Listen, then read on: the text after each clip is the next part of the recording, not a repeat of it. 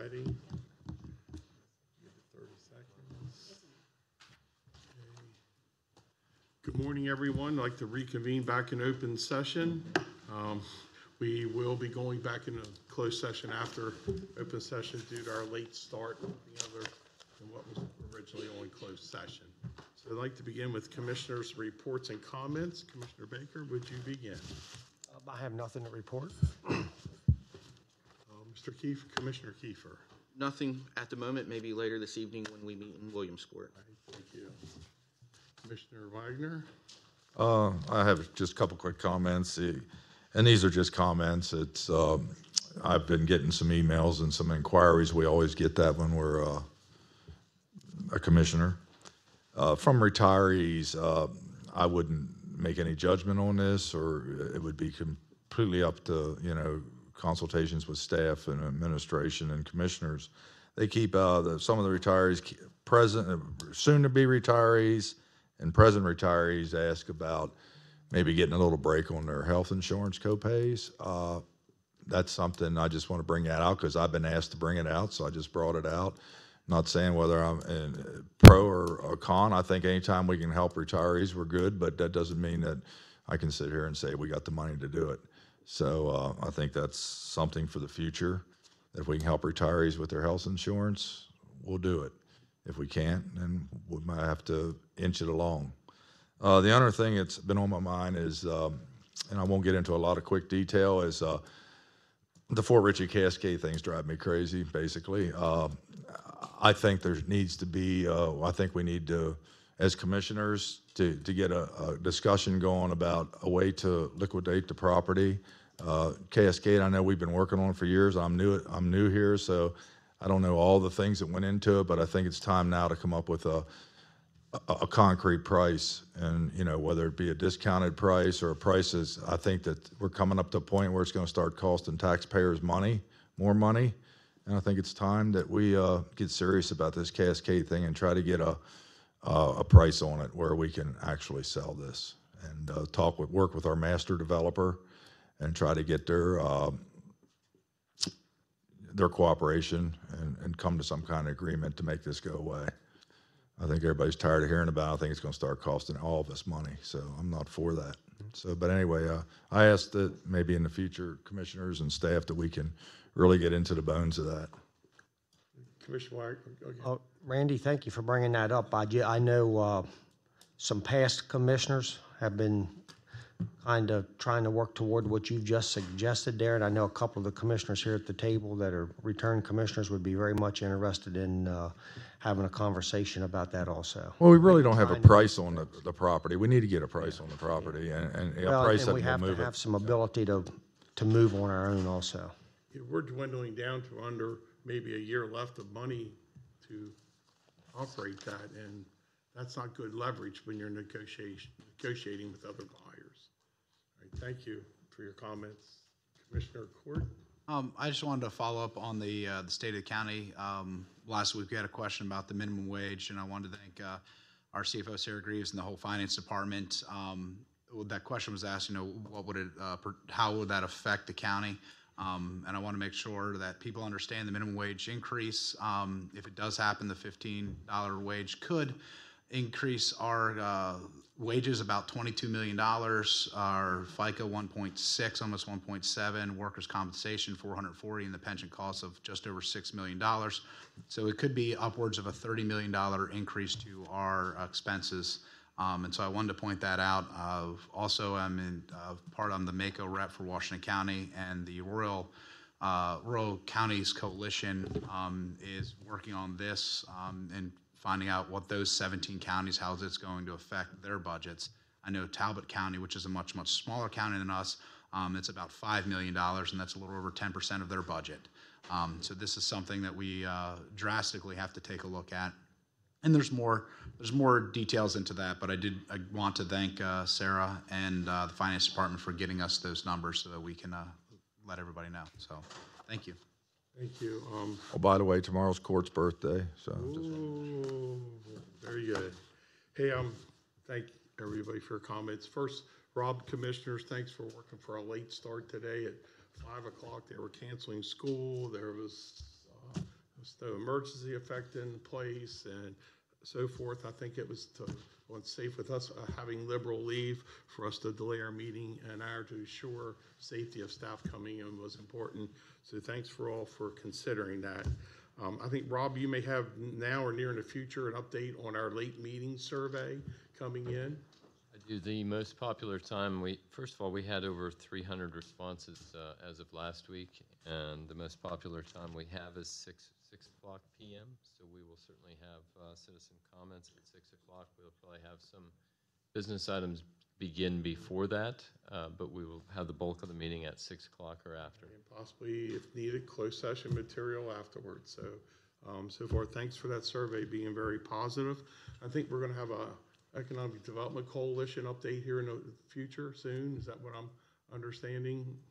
Yes. Okay. Very soon. And again, in reference to the state of the county, I'm very proud of being on board with this group of commissioners and the positive message that we put forth.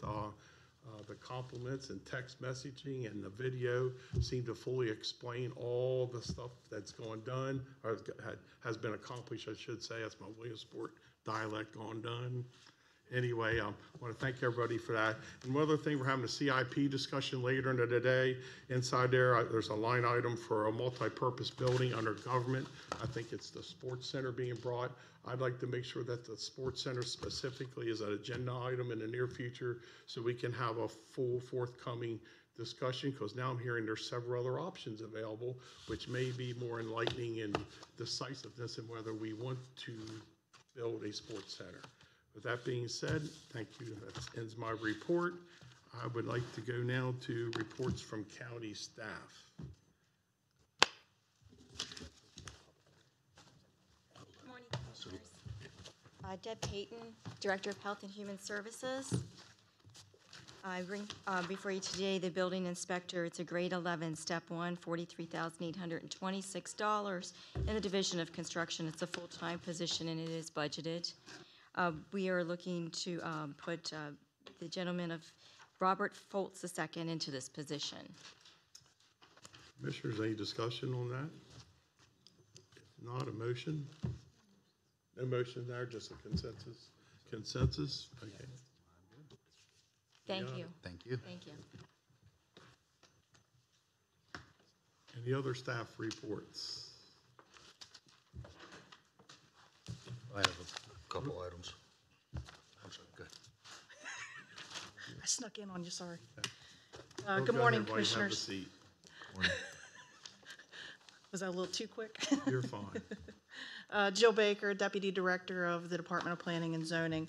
What I wanted to do today was make you aware of a potential grant opportunity from the state of Maryland that is related to the upcoming Census 2020 count.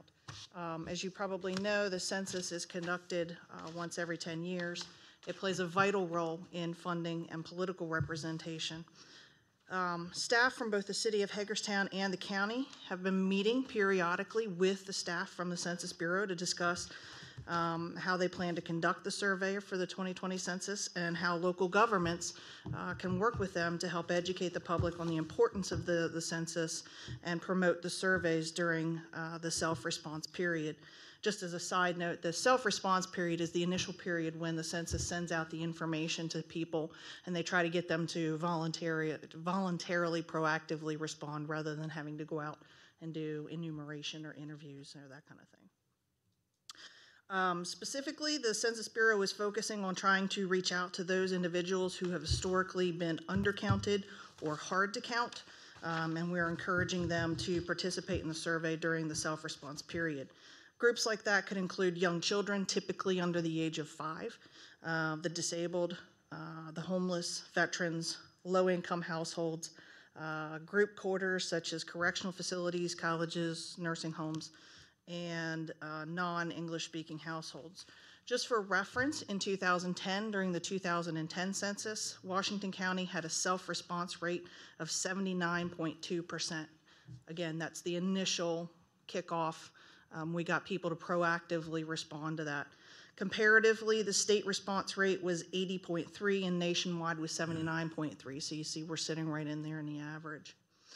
So in addition to focusing On outreach to typically undercounted groups, there's also going to be some changes to the Bureau's method for the survey this year. Unlike previous census counts, citizens are going to be encouraged to fill out their survey online rather than with paper copies. The paper copies will still be available as a form of response, as will other forms of response, such as phone-ins and that kind of thing. The additional promotion of the online response, though, is creating another concern for members of the Census Bureau staff because of concerns over accessibility and connectivity to the internet resources. This could create a new group of potentially undercounted people. In a couple weeks, staff from both the City Planning and Code Enforcement Department, as well as the County Planning and Zoning staff, will be coming before you and making a presentation regarding activities related to the upcoming census count, focusing specifically on the establishment of a complete count committee. We'll talk about that more. That's going to be on your February 26th agenda.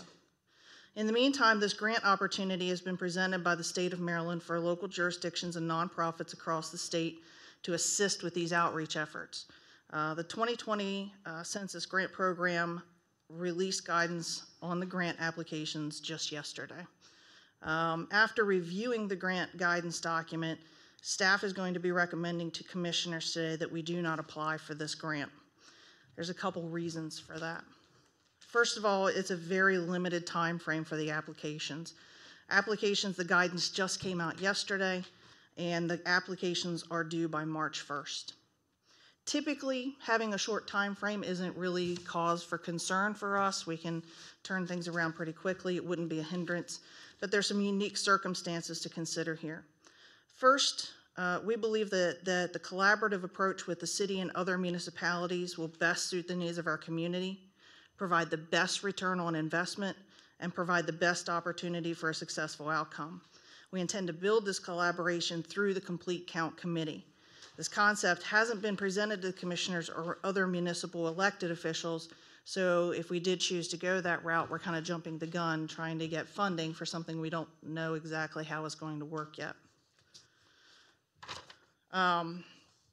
We just simply, within this 2-week period, we just simply don't have enough time to build a unified consensus on how to promote the self-response to hard count communities. Staff can obviously make educated assumptions based on historic activities that have happened in previous counts, but the grant application is requiring a rather detailed accounting of proposed activities, such as advertising costs, brochure costs, volunteer time, things like that. They want a breakdown of what our intended uses for the money are. Secondly, this is a dollar-for-dollar match grant. So the suggested range for grant requests is between $25,000 and $250,000. The grant committee for the state has also discussed the possibility of evaluating smaller requests, but they don't want to go any less than $10,000. So at this time, as far as matching funds, staff cannot identify any available funds in our current planning and zoning budget to cover that dollar-for-dollar match. There are in-kind services that are permitted to be used toward that matching cost. However, resources within our department are already accounted for.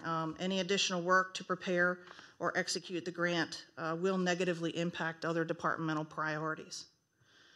We also believe that even in its smallest increment of $20,000, $10,000 in a grant and $10,000 for a match,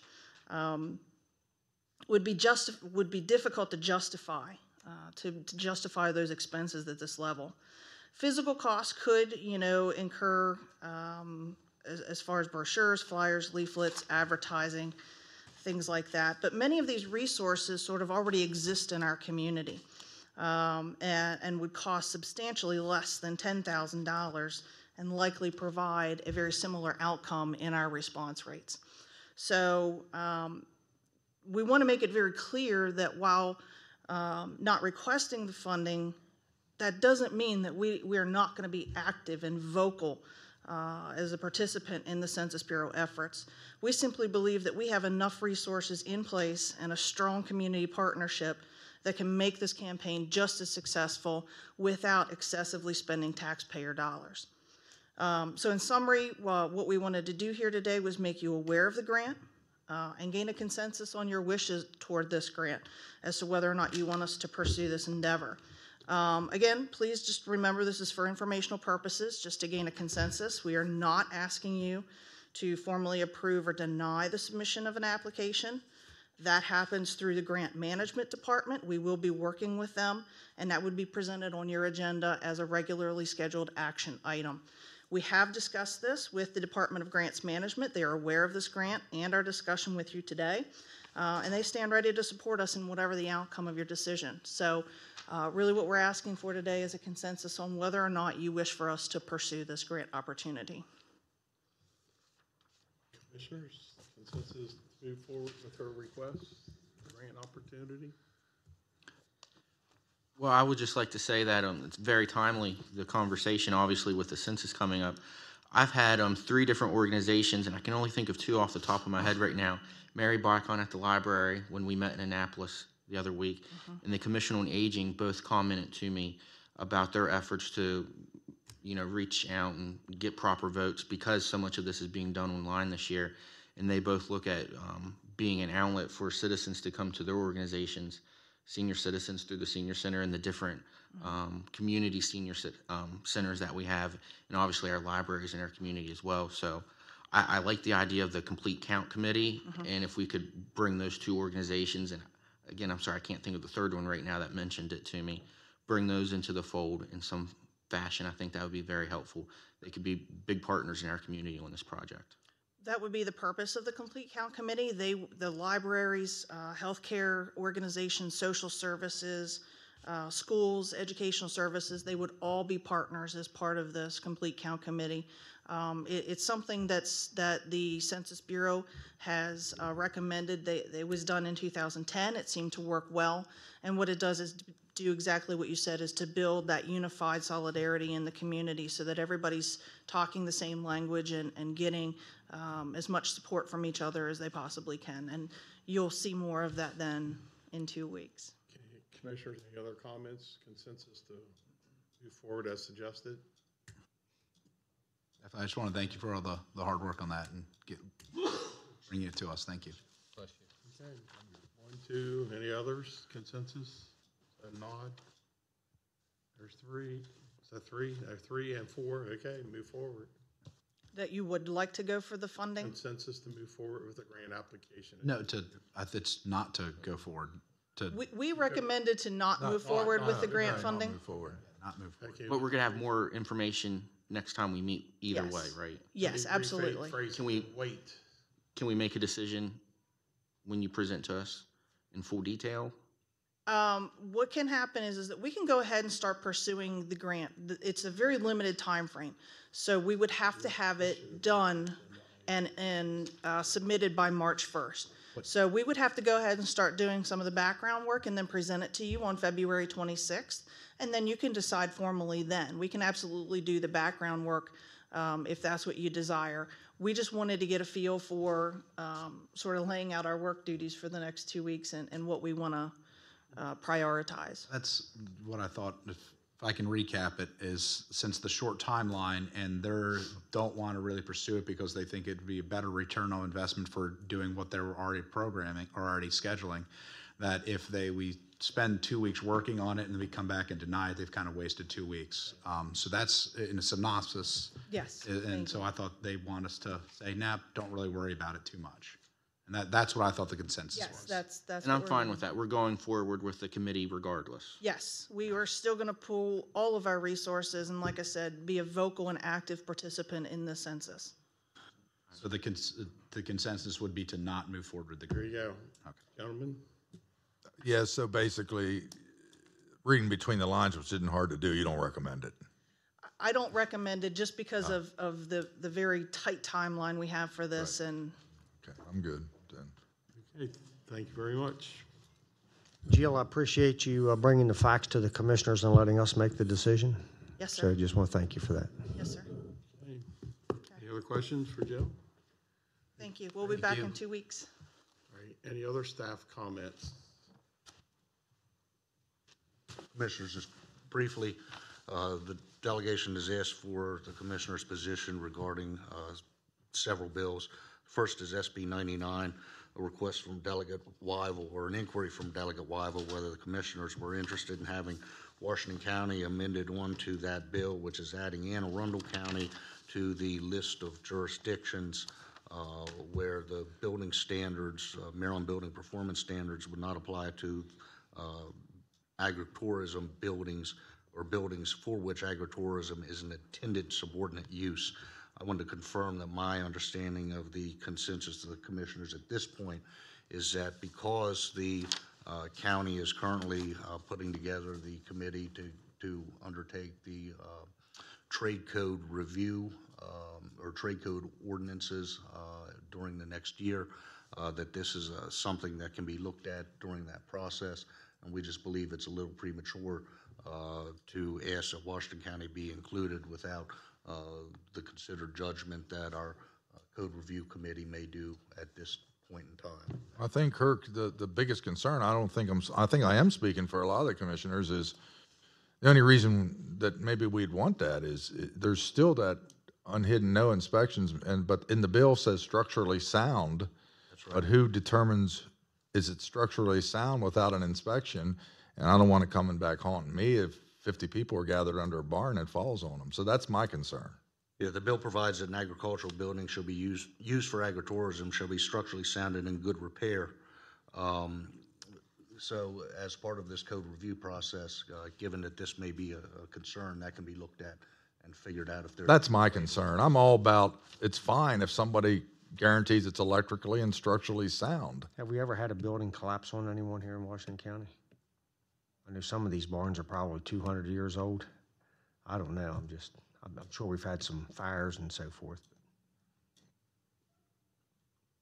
I don't know. I'm sure there have been buildings that have collapsed before. Whether they resulted in any casualties, I don't know. And commissioners, is there support for the bill this year? I think it wasn't a Washington County bill we were asked to be added on. Is that correct? Well, that's correct. I'd also like to add that there is an ag intent. So if there's livestock or animal husbandry or farm equipment, there is a provision today in place under the existing building code that says a building permit for that is not required. However, for human habitation or assembly, one is required, just like it would be in a single dwelling unit or so forth and so on. So as a former code official, I'd like to recommend what Kirk has suggested to the commissioners for consistency. When we talk about a building for ag tourism, would we be talking something like a storefront building where products are sold like on the farm, like a comparable to a convenience store or any other small business that sells some miscellaneous items? Is that the type of building that we're talking about? Or are we talking about a barn that, shows horses or goats or cows? Agricultural building means a structure designed and constructed to house farm implements, hay, grain, poultry, livestock, or other horticultural products. Agricultural building does not include a place of human residence. And then this takes agricultural building and says that it's talking about existing agricultural buildings where agritourism is an intended subordinate use of that building. Agritourism means there's going to be humans there. It's if I built that building, it's going to fall down on somebody. So with that being said, I just until I knew that it was a safe building, without going through all the hoops, maybe just make it simplified where someone inspects it for structural soundness or electrical, so it doesn't burn down. If I wire, it's going to burn down. So that's my concern. I don't want to be the commissioner that says, okay, then 50 people go to a barn dance and the building collapses on them. That's my concern. I don't know if everybody agrees or disagrees. What's our department say? What's the county say? The code official has recommended that it be given further study and that we not join in at this time, with the understanding that we may want to come back after that study and request next session or some subsequent session to be added to the list. talks about we're being added. How many counties already fall under the premises of that bill? Anne Arundel County is being asked to be added to the following list: Calvert County, Carroll County, Cecil County, Charles County, Dorchester County, Frederick County, Garrett County, Harford County, Howard County, Prince George's County, St. Mary's County, Somerset County, and Talbot County. Or a county where the local legislative body has approved the application of this section to the county. That means if they fall under code, home rule, or something like that? Yes. Counties. So we already have 14 counties that are abiding by the bill that Delegate Wivel's put forth. That's right. Now, could those counties have other rules inside of it saying, hey, that this barn that we're looking at, we're going to make sure it's structurally sound?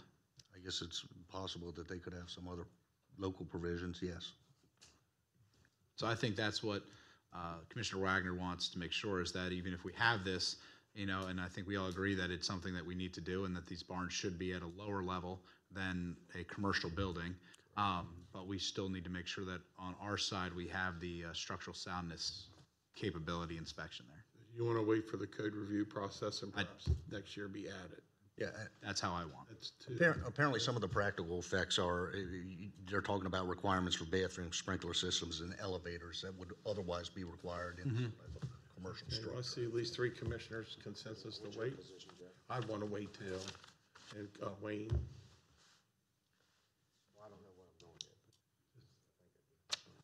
I think we're not denying support for it. We just want more information, possibly consider next year. Is that what I'm hearing? I think if Rob could explain it one more time about, So currently, there is an ag intent. It's not exactly what Kirk is describing as the bill, but there is an ag intent that for any type of equipment or animal husbandry, a permit is not required. That means no inspector shows up on site to inspect plumbing, electrical, or structure, meaning that it is up to the farmer or whomever builds it, that no people get in the building other than minimally required to address the approved occupation. This would be going a step further to say, I believe it's 50 people, and then there's another provision for over 50 people would be able to enter in the building, which has no inspection whatsoever. That gets into a delicate position for staff to approve without that bill in place. We can't do it.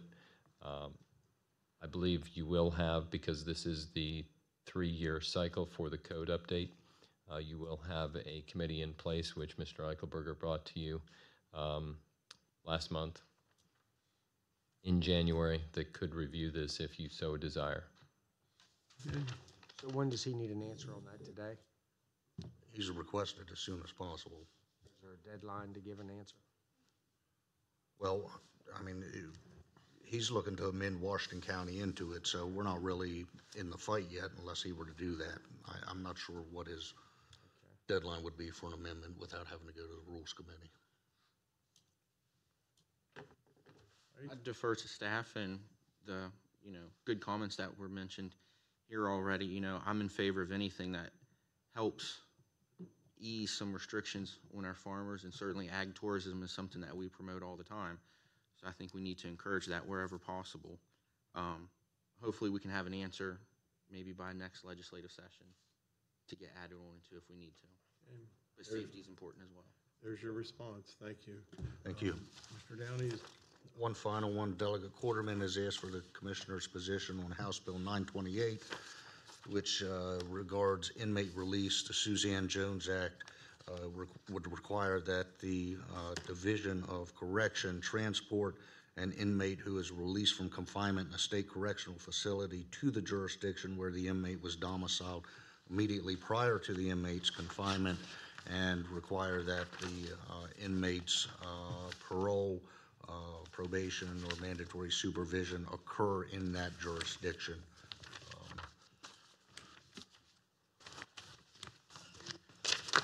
I support this bill, and I'm also, this bill's being brought up on MACO next week to see if the MACO is going to also support this bill.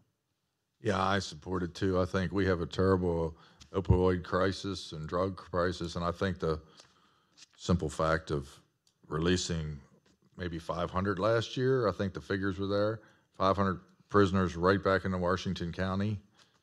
Not saying they're not reformed and rehabilitated, but it's still 500 prisoners released into Washington County. And I think it's not fair if their crimes were in Baltimore City or wherever, so. I absolutely support this as well. I spoke with Delegate Quarterman about this a couple weeks ago when he was starting to draft the bill.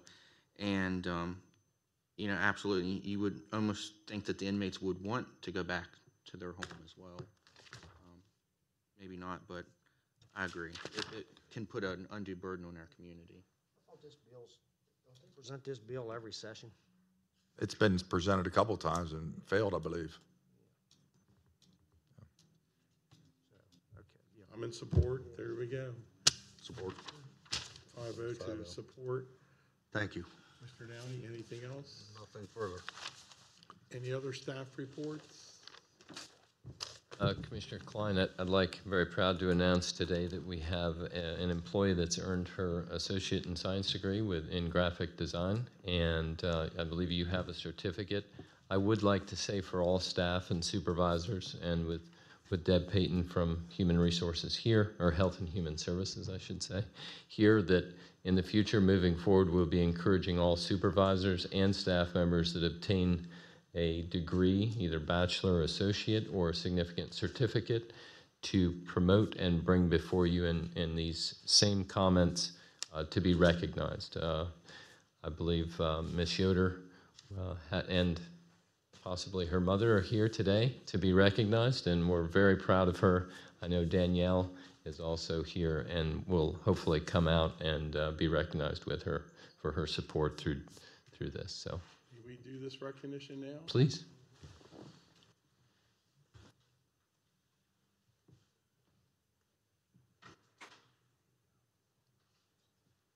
You know the drill, huh?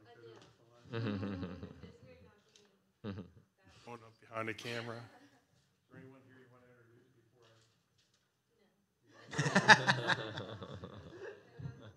Well, for all of us, it's a very proud moment to see our employees enrich and enhance their life through education and to self-empowerment, professional development. We all need to learn every day, and from some of my classes, you're never too old to learn. As my mom became elderly, she said she was too old to learn anything. And one year for Christmas, family bought her a 42-inch TV, and she knew how to use the device channel selector by the end of the day. So we're never too old to learn, and we're never too old to do self-improvement. So heartfelt congratulations from all of us today. So on behalf of the Board of County Commissioners, the certificate of recognition to Katie Yoder. This is actually your graduation ceremony. The Board of County Commissioners of Washington County, Maryland, hereby commend you on receiving an Associate's of Science degree with a major in graphic design. Earning a degree while maintaining a full-time position was extremely ambitious and took a lot of effort and dedication on your part. Your achievement will make a positive difference in your career path. Congratulations, and we wish you the best in all of your future endeavors. Congratulations to you.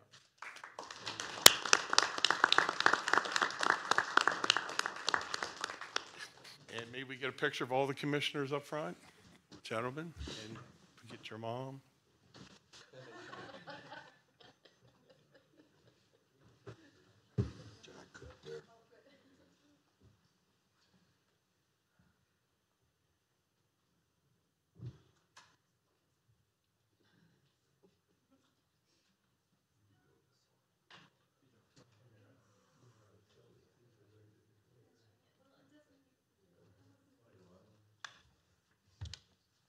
All right, ready? 1, 2, 3. 1, 2, 3.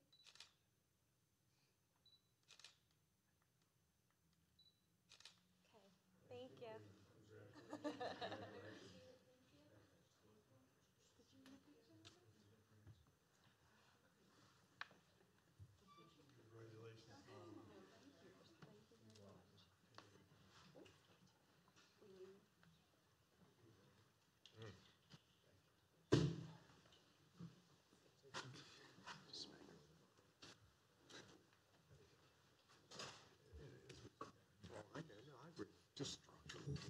Just as a follow-up to that, President, Commissioners, is that, again, for consistency, we're looking for the supervisors and employees, anyone who has achieved something like what Katie has done, we would like to bring that forward before you because it is certainly an accomplishment and one that deserves to be recognized as an employee of Washington County.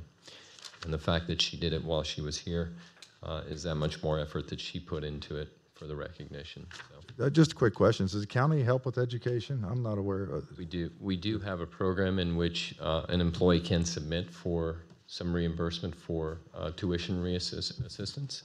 And we have done that for a number of employees quite successfully for both the county and for staff, yes. Any other staff reports? I do have one other thing to say is that Comptroller Francho is at Spikers right about now, and we're very excited to have him here in Washington County. He will be visiting the Chamber of Commerce later today, and when your meeting schedule allows, hopefully commissioners and some staff will get over there. We do have some staff from business development at Spikers right now. Unfortunately, because of the scheduled meeting, we couldn't attend in greater force at Spikers this morning. So, Thank you for having staff there. I think we're all absolutely somewhere there to greet him for that. Absolutely, yes. Staff reports. I have a board and commission appointment. I have the Washington County Gaming Commission. Would like to appoint Brandy Osborne to serve on the board from through February 28th, 2021, as well as reappoint Mr. David Klein for a first full 2-year term through February 28th of 2021. Motion to accept. First, second, all in favor, say aye. Aye.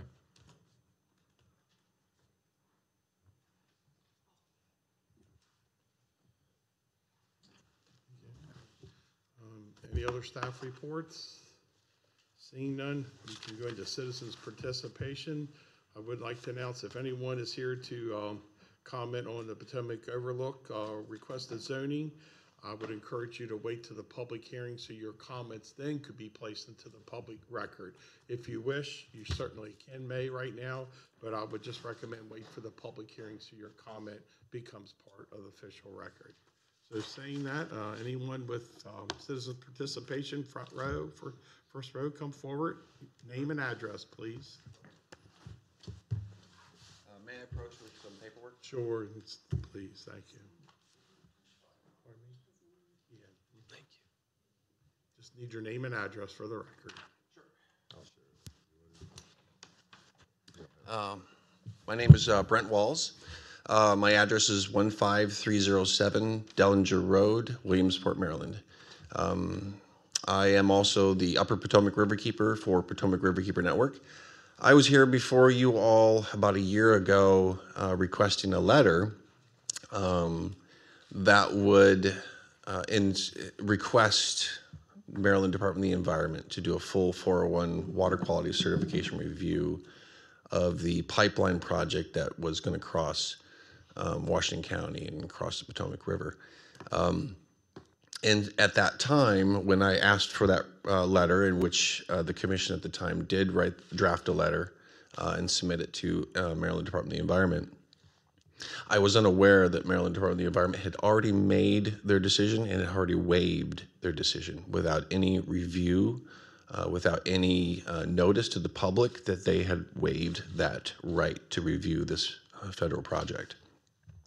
And so now with the current legislative session in going forward in Maryland, I'm working with a large coalition of groups on the Pipeline and Water Safety Act. And basically what that act does, what that bill does, is it requires the Maryland Department of the Environment to actually do what you requested them to do a full 401 water quality review. It requires them to not just immediately waive their right, but to actually go through the entire process of reviewing the impacts of a federal project. And it also allows for public participation, which they did not allow for in that federal review process because they had immediately waived it. And so we wanted to correct that situation. So there's a lot of support in the House and a lot of support in the Senate. I think there is a Senate bill now, 387, Senate Bill 387. I'm here today before you to request a letter of support to be sent to the House and to the Senate. I can follow up later with, information on who that letter would be sent to, but I wanted to present that to you today, answer any questions that you might have on this bill and what it would do, and see if I can get some kind of consensus that there would be some support, and then I can follow up with more information. So based on the information that you've just provided, the public hearings that they held up in Hancock and various places were just a waste of people's time. So though that was based on a wetlands and waterways permit. It's a state permit. Okay. And when you're dealing with a federal project, the federal projects trump state permits. Mm-hmm. And even though that's a state permit, and they did develop extra conditions on that state permit, Federal Energy Regulatory Commission, did not recognize those extra conditions. And in fact, because they didn't recognize those extra conditions that the state issued, then that could mean that TransCanada may not have to follow through with those extra conditions. So what this is requiring them to do is to do a full 401 review. And in that 401 review, the state has the power to dictate to the federal government, to FERC, on what should be required in a permit. What conditions should be required. You're asking us to give you consensus on Bill 387. That's what I got. That's correct. So far. Yes, correct. Who's introduced that bill? I think it's, I don't know offhand. I think it's Zirkin. And 3 bullet points. What's that bill's? Just brief summary. The 3 bullet points is it requires the Maryland Department of the Environment to conduct the full water quality review and not waive it. Okay. 2, it requires full public participation in their review and assessment of the impacts of a federal project. And 3, it requires a fee system to allow the state to do that full 401 review. Okay. From a 10,000-foot overview, it sounds like I'd support this, but I can't say I'll support the bill without reading it, because the devil's always in the details. Sure. And without looking at Senate Bill 387, I can't say. It'd be my request, maybe you send us an email or remind us, and I think Attorney Downey's already written down the bill number, and we research it and get back to you with. That'd be great. I have a, yeah. Send us a reminder. Sure. There's a copy of this. We're still working on it. There's a draft of the Senate bill online right now that I can send to you, and then it has more, because that's just a draft of the language that I was given not too long ago, but they just have a bill. Yeah, if the bill existed, it would be nice to see it before we give you consensus. Sure. I can forward that to you.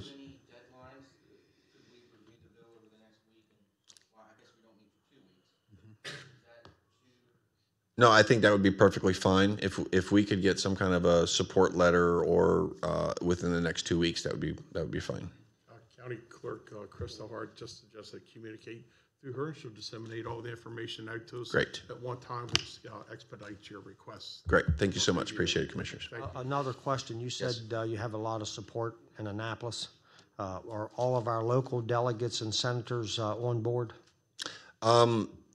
I'm not exactly sure about our senators, but I know our delegates are on board. There's a considerable number of senators in the eastern side of of Maryland that are on board for this. Yeah, just get that information to us, and as Commissioner Klein said, we can. Certainly. We'll review. Thank you. Thank you so much. Appreciate it. Thank you. Any other citizens' participation? Second row.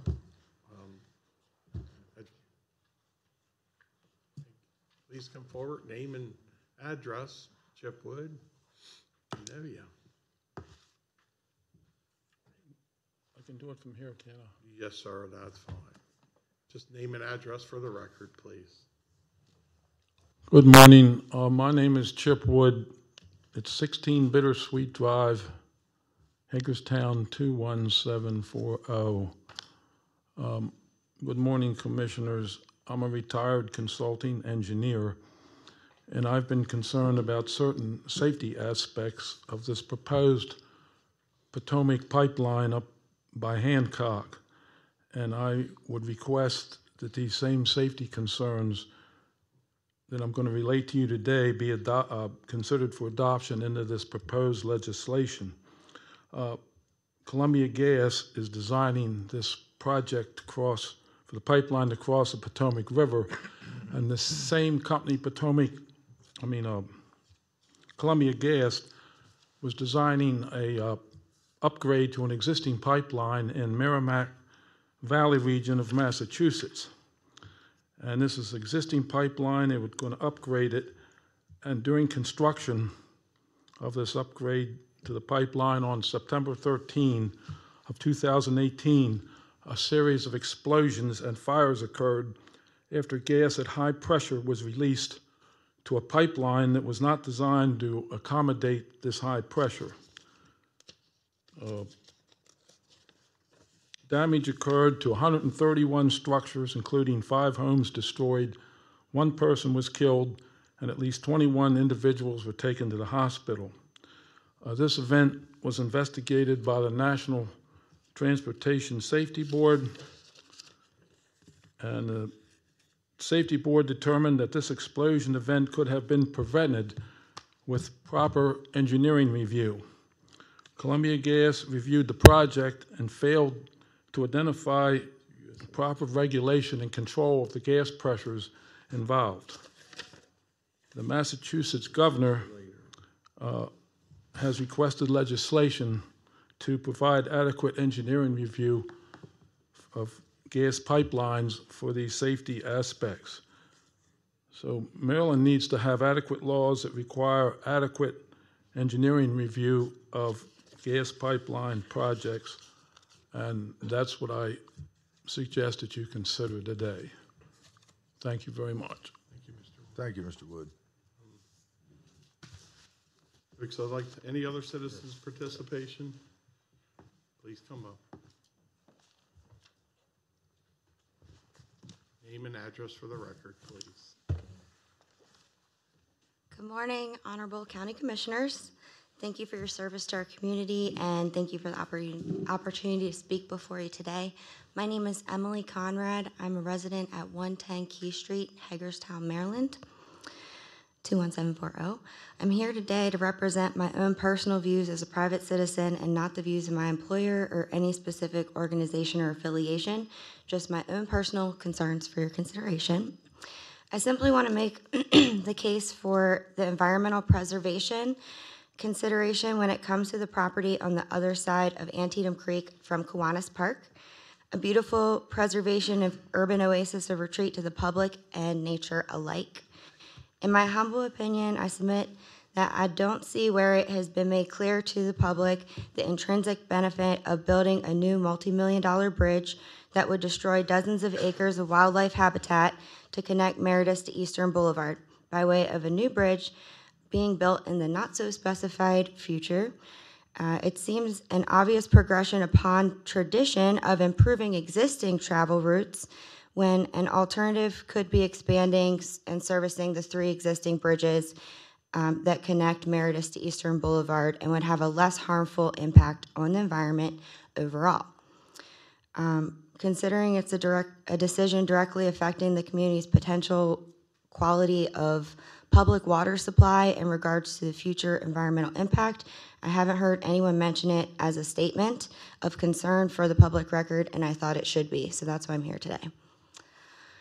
I currently live and work in Hagerstown, and I'm here to express the best interest of not just myself, but those who can't be here to express themselves today, namely 3 particular parties. First, the decades of hundreds-old trees and their root system, which hold our waterway embankments intact, absorbing and recycling the environmental runoff and protection against erosion while filtering and improving the quality of water we drink and providing oxygen to the air we breathe.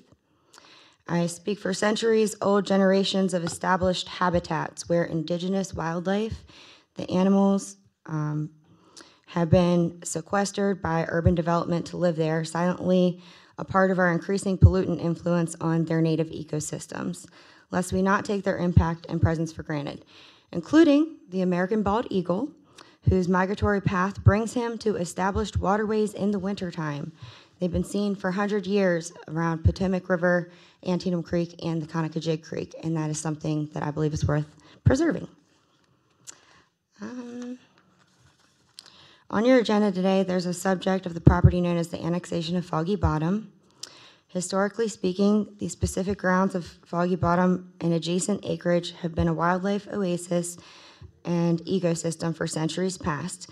Did you know that the first conservation effort to preserve Antietam Creek happened in 1840 at the site where Kiwanis Park is now located by a group of community members, including Peter Saylor himself?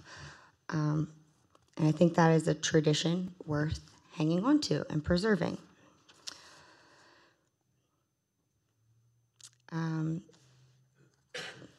With Hagerstown situated in the middle of Antietam Creek and Conacajig, these two tributaries contribute directly to the freshwater source that we pull for the entirety of the county from the Potomac at Williamsport. And I just wanted to, for your consideration, keep that in the forefront of your mind as you're making choices for the future when it comes to the environmental impact for generations to come. So, thank you for your time. Thank you. Are there any other citizens to participate? Seeing none, I'd like to move forward to the University of Maryland system, then do the public hearing at 11 and try to stay on time. So would our folks from the University of Maryland system come forward? This is for the 10:45. Yeah, we'll come back since our guests are here, and I want to stay on time for the 11. President Klein, if I may, while our guests are taking a seat, Please do. I would just like it to be known at the beginning of this conversation that I'll be abstaining from any vote. I'm a huge supporter of USMH, having been a student there and now a contractual employee. I just feel for the importance of transparency that I not take part in this vote because I do have a contract of employment with one of the partner institutions at USMH, but I'm a full supporter of your college, the university that you represent. I spent all day Sunday helping with the scholarship banquet. I'm sorry, the scholarship bingo fundraiser and helping to raise some money. I was actually the first group of scholarship recipients from that fundraiser back in 10, 15 years ago. So I appreciate everything that you do for the college, but I'll be abstaining today. Commissioner Kiefer, thank you for those comments. Gentlemen, name and address for the record, and welcome. Thank you. Mark Halsey. I'm the Executive Director of the University System of Maryland at Hagerstown. And the business address is 32 West Washington. My personal address is 11242 Grouse Lane. Good morning. I'm Jim Holzathel, member of the Board of Regents, University of Maryland. I live at 13011 Fountainhead Road, 21742. My name is Blackie Bowen. I live at 9651 Old National Pike, Hagerstown, Maryland. We want to thank you for taking the time this morning to entertain our request. We are here this morning to talk about the Urban Improvement Project and the university system's contributions and participation as part of that project. One piece is more official. That's the piece that's directly across the street from us that involves the Maryland Theater, involves the Washington County Public School Urban Education Campus, and ourselves. The other piece is up the street on Walnut Street. It is part of urban improvement in Hagerstown. Both of those projects are contributing to additional students in downtown, additional payroll downtown, and quite frankly, just the prospective vitality downtown. And as we will speak in a couple of minutes, particularly the physician assistant program that will be going in at Walnut Street will be a tremendous asset to the community in terms of physician and, well, assisting physicians, but in terms of increasing the provider network in healthcare here in Washington County. We have two different pieces. One is hospitality, one is healthcare. And I think we will split those up, and then we'll come back together and talk about what our request would be for and contribute toward in total. Thank you, Mark. And thank you, commissioners, for your time this morning to listen to what we have to say. Just a little bit of background. I think we're so fortunate to have USMH here in Hagerstown.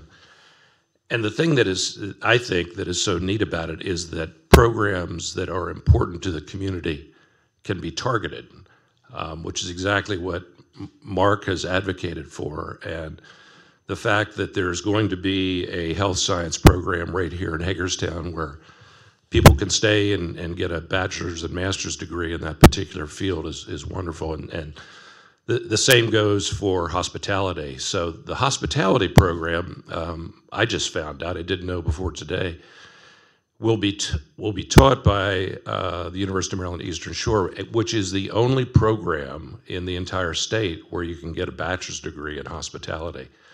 So to have University of Maryland Eastern Shore come to Hagerstown to provide that for our citizens, I think is just a wonderful thing. So just a little bit about that program.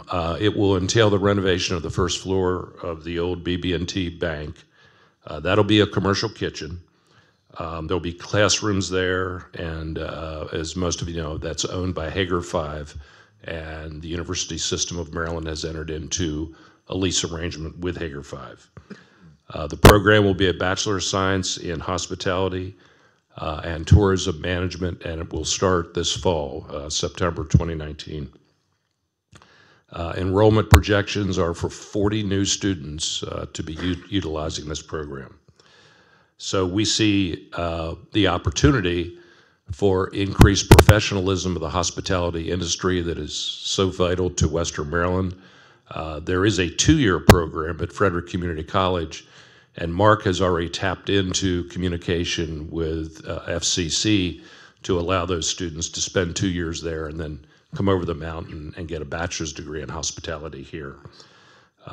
We're expecting over $100,000 of increased faculty and administrative payroll.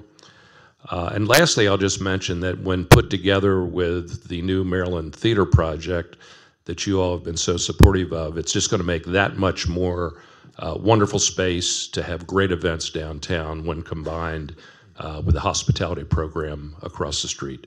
So thank you very much for your consideration. I would also like to thank the commissioners for allowing us time to spend with you today and talk about these projects. I'm going to talk about the healthcare piece. Mark asked me some long time ago if I would chair the fundraising effort to get this thing started, which I did and was happy to do. And we were very successful in raising money, and I think you all are familiar with that. What the Health Sciences program will entail is the renovation of the 3rd floor of the Walnut Street Clinic to our Health Sciences Center, leased from Emeritus for $1 a year. All the renovations and equipment were required to be paid for by the university system. Frostburg State University. Excuse me, would you go over that again on the Walnut Street building you saw? The Health Sciences Center is going to be the 3rd floor of the Walnut Street Clinic. Has been converted into a health science center, classrooms and so on.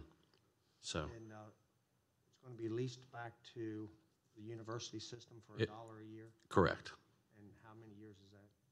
Mark? It's 20 years. 20 years.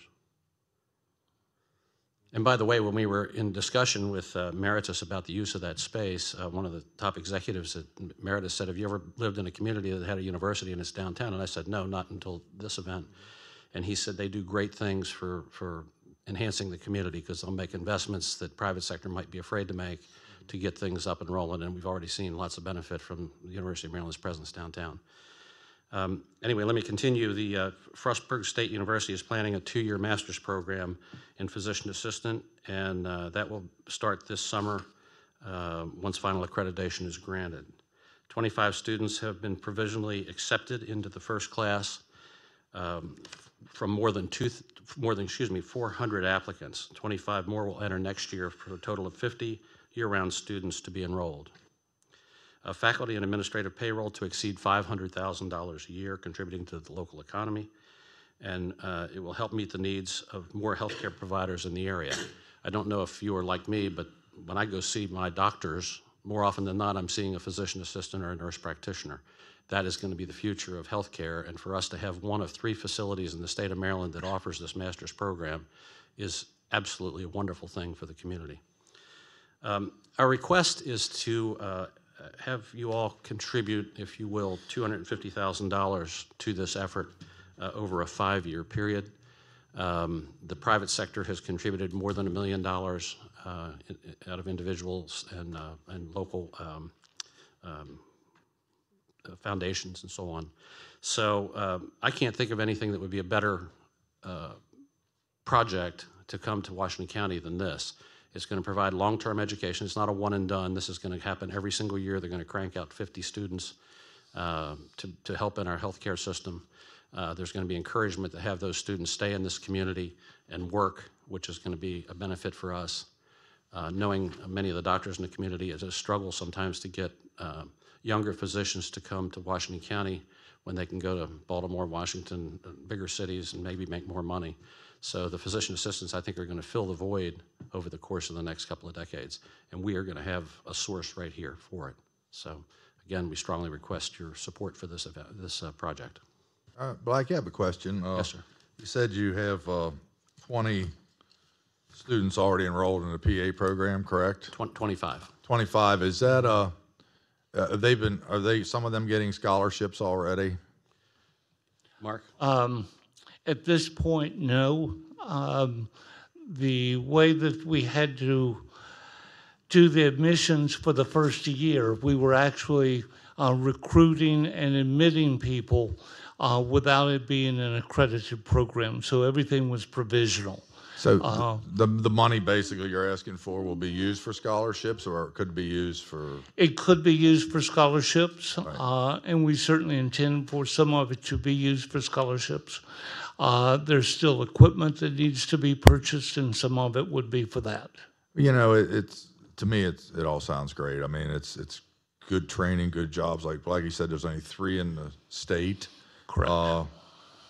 It's invested in our community. I like the fact that we're utilizing some of the people that went out on a limb with private money, and we're going to use some of they're helping. We're paying them, but they're the ones that made it happen because they bought the properties anyway. So, and I like the idea of a dollar a year for maybe 20 years. I mean, it's money. Obviously, we need to give you some money or try to give you some money, but to me, the program, for me, I don't see a downside of it. Really, I don't. So I think it's something that's never happened here, and it's really invested back in our community. That's my thoughts on it. Thank you. Certainly appreciate it.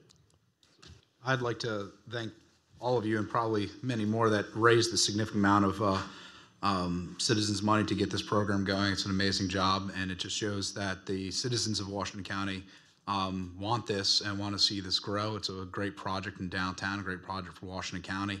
I'm glad to hear that you're going to be encouraging the people in the program to stay in Washington County, because you know we always have that aspect. It's very hard to bring people here. It's very easy to lose our quality people to higher paying jobs down the street. So I'm very glad to hear that, and I would like to make the motion. Court, there's some other comments. Okay, let's have our comments, and we can go comments during the motion part. For myself, I want to support this $250,000 over a period of time, or however we would possibly agree. I may not agree, or I may agree. I haven't decided yet. I do have difficulty because I know the taxpayers have already put millions and millions of dollars into the urban project down there. And I'm having a little difficulty. I see a smorgasbord here, but I really don't know where our tax dollars are actually going to be going. I'm having a little bit of difficulty contributing any money to the Hager 5 properties when I know part of the original deal was for the USMH to help with that project there, and then the Hager 5 is going to be entering into a lease. I don't think it's appropriate for me to earmark tax dollars to go to that private portion of this project. They're going to be receiving lease money, but we're not going to be receiving any. So I guess if we could come up with some idea of, and that could be up to you all's discretion. I'm just having difficulty with money going into the Hager 5 project, tax dollars. Let me see if I can clarify some of the sources and uses of funds a little bit.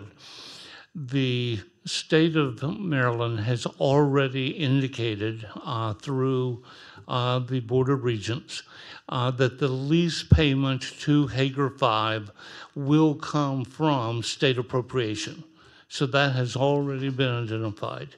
What we have not identified are the sources of funds to build out the kitchen itself. The lease does not specify that the kitchen. I'm sorry? Who's going to own the kitchen? I'm sorry, I didn't hear. The kitchen, who will own the kitchen? The kitchen will belong to USMH because we're the ones having to fund it. But it's The going to be in lease the Hager 5 agreement, building. it will physically be on premises, obviously, in the Hager 5 owned building. But the lease was written originally, has not changed from that origin, that all of the equipment has to be funded by USMH. Any repair to the equipment, eventual replacement of worn out equipment, all of that has to be done. And when I say equipment, not only the kitchen equipment, but offices and the tables and chairs for the dining room and so forth. So all of that will belong to USMH and will be our property and will be our responsibility for replacing. That would be the use of, potentially, the use of some of the funds from the Washington County. But absolutely no money from Washington County would go into the lease payment itself. Are you done, Terry, for a second? I just want to ask another question. Yeah, it's a lot of times our concerns, and I'm on board, but I want to ask one more question. A lot of times our concerns is people, we're constantly being asked for money, which is, that's what we do. And you're asking for $250,000, and one of those concerns sometimes of the commissioners is how much have you, a lot of people don't want to do their own fundraiser, but they want to get just money from us. How much have you actually raised, Blackie? I think you're in charge of that. We're, in total, we've raised about $1.5 million. Okay, so you've raised 101.5. We need a total of $2 million Gotcha. to get where we want to get. And we were hoping you guys could help us with $250,000. We've run out of sources. We have been beating the bushes for the last year, and it's hard to find people that are willing to. So you raised $1.5 million in a year? We raised $1.5 million here in a year. Well, no, it's been about 2 years, actually. So mostly private money? Almost all of it, yes.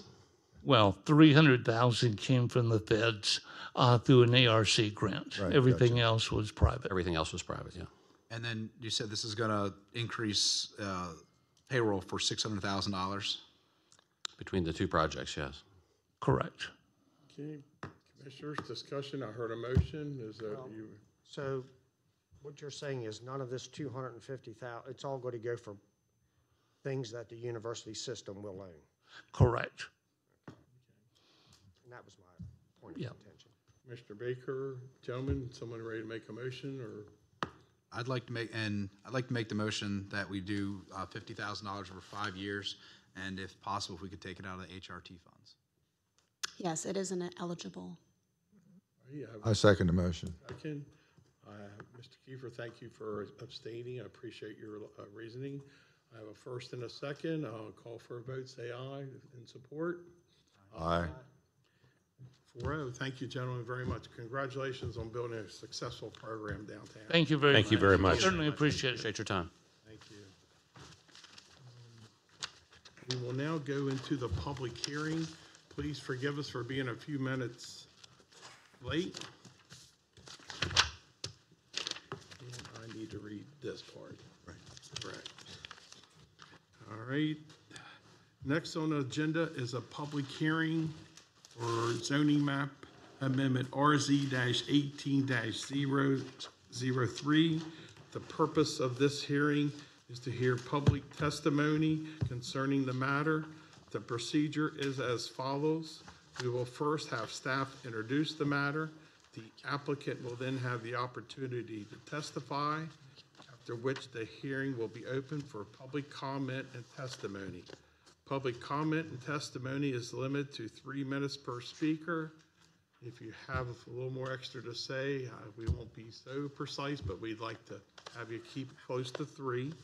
After everyone who wishes to speak has done so, the applicant will have the opportunity for a brief rebuttal because the applicant has the burden.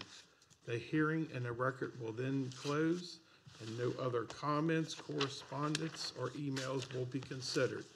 The commissioners may discuss the issue and take any action they deem appropriate, including adoption or rejection of the proposal, or may take the issue under advisement and deliberate at a later date. Those who would like to testify today, please stand and take the oath. Stand up, please. And your, may we have your names? When they come up. When they come up, okay. Do you solemnly swear or affirm under the penalties of perjury that the responses given and statements made will be the truth, the whole truth, and nothing but the truth? I do. Jill, would you please introduce the matter? Yes, sir, thank you. Again, I am Jill Baker. I am Deputy Director of the Department of Planning and Zoning here in Washington County. Let me just start off by saying this is going to be an unusual rezoning case, not typical of the cases that we usually bring before the commissioners, so new commissioners, I'm sorry.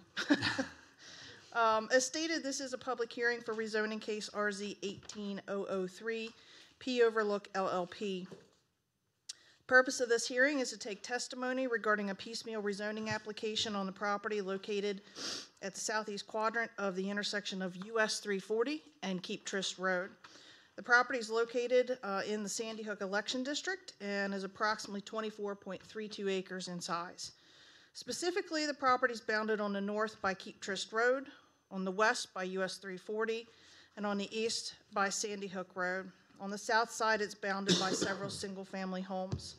I did neglect to include within your agenda packets some exhibits to show you the location of the property. I just handed out to you Staff Exhibit 2A, showing you an aerial photograph of where the property is located. It's dead center there is parcel 10. The second photograph that I have included in the packet is actually a photo coming across, northbound on US 340, coming into Washington County. I circled the area that this proposed rezoning would be happening upon. Current zoning of the property is rural village, but it also contains a residential density restriction of 9 lots. The requested zoning here today is to remain rural village, but to remove the 9-lot residential density restriction. Population in the area is fairly low. There's about 10,350 acres in the Sandy Hook election district, and according to the 2010 census population, the district stood at 1,865 people. Historic growth in the district has also remained low at about 20% over the last 30 years. Comparatively, the county grew at about 30%. Having an inventory of public facilities in the area shows that public water and sewer are within a reasonable distance of the property, and an extension of services may be possible. Washington County Department of Water Quality provides both the water and sewer services in this area. They've reviewed this application and haven't stated any objection. Emergency services are provided by Potomac Valley Volunteer Fire Company and the Potomac Rescue Company. This application was sent to them and no comments have been received to date from those agencies. Schools serving this area include Pleasant Valley Elementary, Boonesboro Middle, and Boonesboro High. Staff has included within the report, the staff report that you have, an illustrative analysis of potential impacts on school capacities from potential development of this site. I really want to stress at this point that that is for illustrative purposes only, and that official calculations cannot be done until the development plans are submitted for review and approval. As you can see, Boonesboro Middle and Boonesboro High seem to be okay with capacity. However, Pleasant Valley is currently over capacity. With regard to transportation, the property does have road frontage along 3 separate roads, US 340, Keep Trist Road, and Sandy Hook Road. Access to US 340 in this location would likely be denied due to the fact that the majority of that property that's bounded by US 40 is the off-ramp for Keep Trist Road. There's also some topography issues along that border that would likely preclude any kind of access for that property. There's no public transportation that is available directly to the site. However, the property is located within 5 miles of the Harpers Ferry Station of the state MARC commuter train. Existing conditions on the property is currently surrounded by low-density residential and agricultural land uses, as well as a great deal of federally owned open space. Property is bordered on the north by some limited commercial area that includes a Knights Inn hotel, a liquor store, a restaurant, and a gas station. The property is located within 1,000 feet of the C&O Canal towpath. In this location, it also happens to double as the Appalachian Trail. There are numerous historic resources that are located within a half-mile radius of the property. Most of those are associated with the rural village of Sandy Hook. Most of you are probably familiar with that due to the unfortunate circumstances that happened earlier last year with the rainstorm. So getting into the heart of the rezoning case, typically when citizens ask for piecemeal rezoning, according to the state of Maryland, they're required to provide evidence that there has either been, 1, a change in the character of the neighborhood since the last comprehensive rezoning of the property, or 2, that there was a mistake in the application of the zoning during the last comprehensive rezoning. In addition to that requirement, the Board of County Commissioners are required to make findings of fact to support any decision that's made in the case. Factors that are to be included in those findings include evaluation of population change, availability of public facilities, present and future transportation patterns, compatibility with existing and proposed development for the area, the recommendation of the Planning Commission, and the relationship of the proposed amendment to the local jurisdiction's comprehensive plan. So those are just a list of the criteria that are also included. In this case, the applicant is claiming that the county erred in its application of the rural village district with the restrictions, the residential density restrictions, I should say. Furthermore, the applicant contends that the county erred in maintaining the restriction for after the last comprehensive rezoning because they believe that it was not part of the official action of the board at that time. So this is sort of where the uniqueness of the case begins. First of all, the applicant contends that the county overstepped its authority by applying a density restriction on the property in the first place. Staff contends that whether that's true or not, it's irrelevant at this time. If the property owner felt that they were adversely affected by the commissioner's decision at that time, they have the opportunity legally to immediately appeal that case to the circuit court. The applicant did not appeal the case and therefore expressly accepted the condition that was placed on the property. To now come back and judge whether or not that condition was legally established brings into question the edict of what they call equitable estoppel. Simply put, the courts have long held the opinion that if a decision was made that was found to be fair and equitable by all parties at the time of the agreement, so everybody agreed to it at the same time, that one party cannot later come back and then attack that decision as being unfair. Every opportunity was afforded to the property owner at the time the restriction was placed on the property so that the property owner could contest the restrictions if they wanted. They did not, and therefore knowingly consented to those restrictions. So staff believes that no mistake occurred in the application of those restrictions. The second part of the applicant's claim is that the rural area rezoning was approved in 2005, showed the property being zoned rural village, and therefore negated the residential density restriction.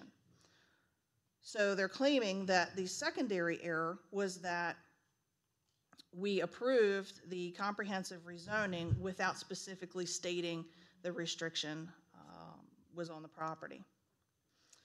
Handed out to you today, the third piece of paper in your packet is a copy of a chart that was included within the rural area rezoning case file that you can see explicitly shows that the property's zoning was already decided upon and contained a 9-lot density restriction. Furthermore, staff believes that the issue has already been adjudicated through the court system. In 2006, the property owner sought a verification of whether or not the 9-lot restriction still applied to the property. A letter was sent that verified our position that the restriction was still in place. That opinion was appealed to the Circuit Court of Maryland and further was appealed to the Maryland Court of Special Appeals and held up in both courts. It is both the staff and the Planning Commission's recommendation that this request be denied. Numerous public comments opposing this request have also been received. They've been coming in sporadically through the day. At the time that I came down here, I'd already received 9. We had already received 11 comments in opposition during the Planning Commission hearing. So what will happen is that we will make sure that you have all of those comments by the end of the day today, so that we give people fair opportunity to provide public comment. That's all I have at this time. If you'd like to. Yeah, I'll go ahead. Go ahead, Terry. The public comments that you said we've received Yes. currently are 11? We've received 11 during the Planning Commission public input meeting, so that was back in October. We have received an additional at least 9 that I know of since I've been at my desk as of this point in time. We've received those. We get those on our email. I've been forwarding them to you, so yes, you should have those. You said there would be additional. We expect there will probably be additional because I left my desk at 10 o'clock. So Of the 11. So about 20. Okay, so of the 20, how many support the? 0. And those comments will be made part of the file, or have been made part of the file? Yes, for the record, those comments will be included as part of the record, and that was noted to the people who have emailed me as well. Everything that's received up until the time the record closes? Yes, sir. Thank you. Is this fair to say, I'm going to go on a timeline here? Once upon a time, it was business general, correct? It Yes, was business general, which meant commercial, Yes, sir. basically. And then I thought it was 2002, but it looks like with the agreement, we compromised to rural village that there could only be, by the commissioners, there only could be 9 lots on that property, rural village, correct? Because rural village would allow for quite a bit more. Yes, sir. But we agreed to 9 lots. Yes. And that was agreement with the buyer, the Yes. person who owns it now. Yes. Agreed to 9 lots. Yes. And it looks, so that's a house on maybe after improvements, roads, that's maybe a house on 2 acres. 2 acres, just roughly. Roughly. Yeah. So 9 houses on about 2 acres, because you're going to lose roads. Is it, I know the area pretty well, and most of it, would you say that the typical characteristic is a couple acres per house? Would that be the average? Is a couple acres maybe? They're spread out. It's not. Yes. In that area, mostly to the north of the property, was formerly zoned conservation, which was a 3-acre zoning density. Some of the houses that are closer, that are down along the river, that are related to Sandy Hook, are much smaller. They are historic. You can see that they're typically smaller than we would allow by zoning today, which is part of the reason why public water and sewer was installed. So I guess if we would agree to more than 9 lots, you'd end up with about 25, 28 houses in there, maybe? It's really difficult to say. There was at one time a concept plan that was submitted for 34 lots, but it truthfully depends upon topography and not perk testing, but road layouts and so forth. Well, it seems to me if a man agreed to rural village and agreed to 9 lots, that's the way it should stay. But that's my line of thought. But I mean, I don't, that's just my opinion. We're not doing anything. We're going to review the comments. And it sounds like we have 20 negative comments already. And you'll have the opportunity to also hear the applicant and their definition of what they feel has happened. Can you explain again, you talked about it went through the court system? Yes. Can you explain that again, because I wasn't able to write those notes fast enough. I'm sorry. A letter was submitted to at that time, the planning office, requesting a verification of whether or not the 9-lot density restriction still existed. It was written at that time by the zoning administrator, Michael Thompson, that we would affirmed that the density restriction did apply. At that time, the applicant then appealed that opinion, which is, there's a question about whether or not that was the appropriate thing to do. What time frame? 2006 is when they requested it. It was appealed in 2006. The circuit court upheld the opinion in 2007. The Board of Zoning Appeals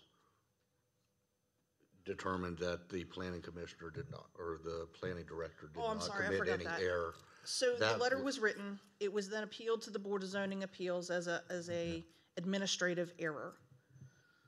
The Board of Zoning Appeals upheld the zoning administrator's decision at that time.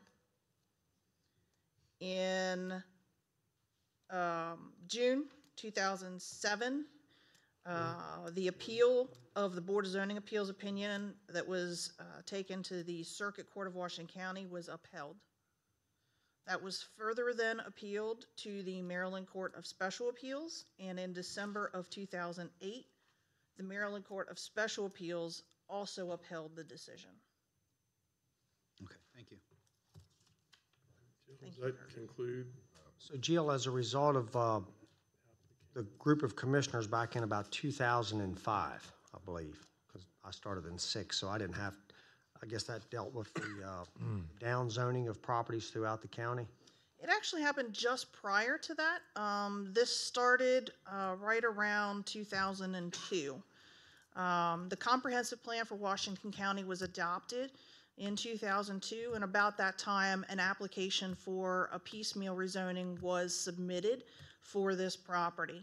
And it sort of went through the process at the same time as the comprehensive rezoning, which is what complicates this a little bit more.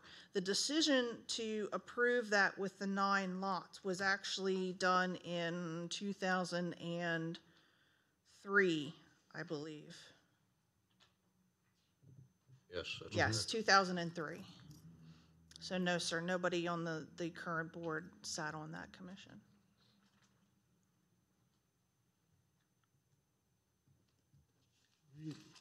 Applicant, you're next. Thank you, Jill.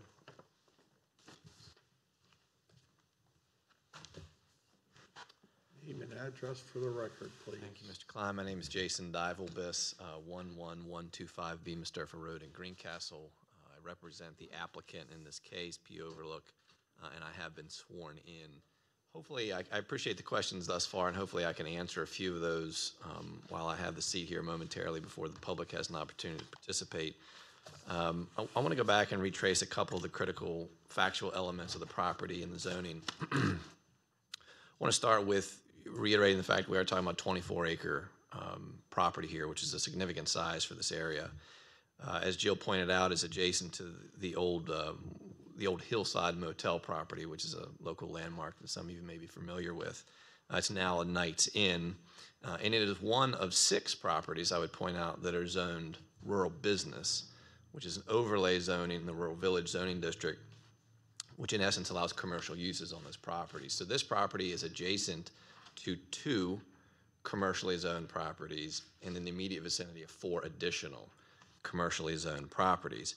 As Commissioner Wagner pointed out, it's noted in the abundance of paperwork associated with this case, this particular property carried a commercial zoning classification of BG for 20 years, 1983 through 2003.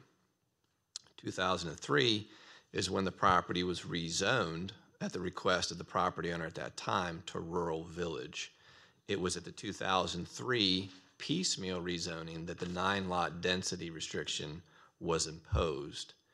And just to make it clear, the rural village is not the subject of the rezoning request. The rural village zoning classification would stay. This request has to do only with the 9-lot density restriction, which I have to agree with Jill, makes this rezoning case very unusual. In essence, it's a rezoning from RV with a lot restriction from 2003 to RV without a restriction. On the map, it looks the same, but as we sit here and discuss it, there is a significant difference. The purpose, I want to point out, of the RV district, as stated expressly in the zoning ordinance, is to preserve the unique historic or rural character of existing villages by encouraging compatible development within a defined village boundary. The zone is also designed to prevent large amounts or inappropriately scaled development or uses that would detract from the existing rural or historic character of the village. That's the purpose of the rural village. This property and the zoning with the RV is consistent with that purpose, irregardless of the 9-lot restriction, we would contend. The rural village zoning district is also characterized by relatively large minimum lot sizes.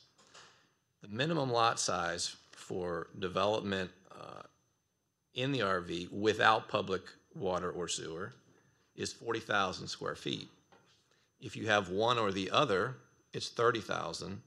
And if you have both public water and sewer, it's still 20,000, about a half an acre. To go back and revisit, I want to provide you with an exhibit here, which is a list of the properties, and I picked 2 areas to sort of give you a representative sample of what the property sizes are in this area. I'm going to give you a zoning map as well as a spreadsheet of those properties and then walk you through it real quick.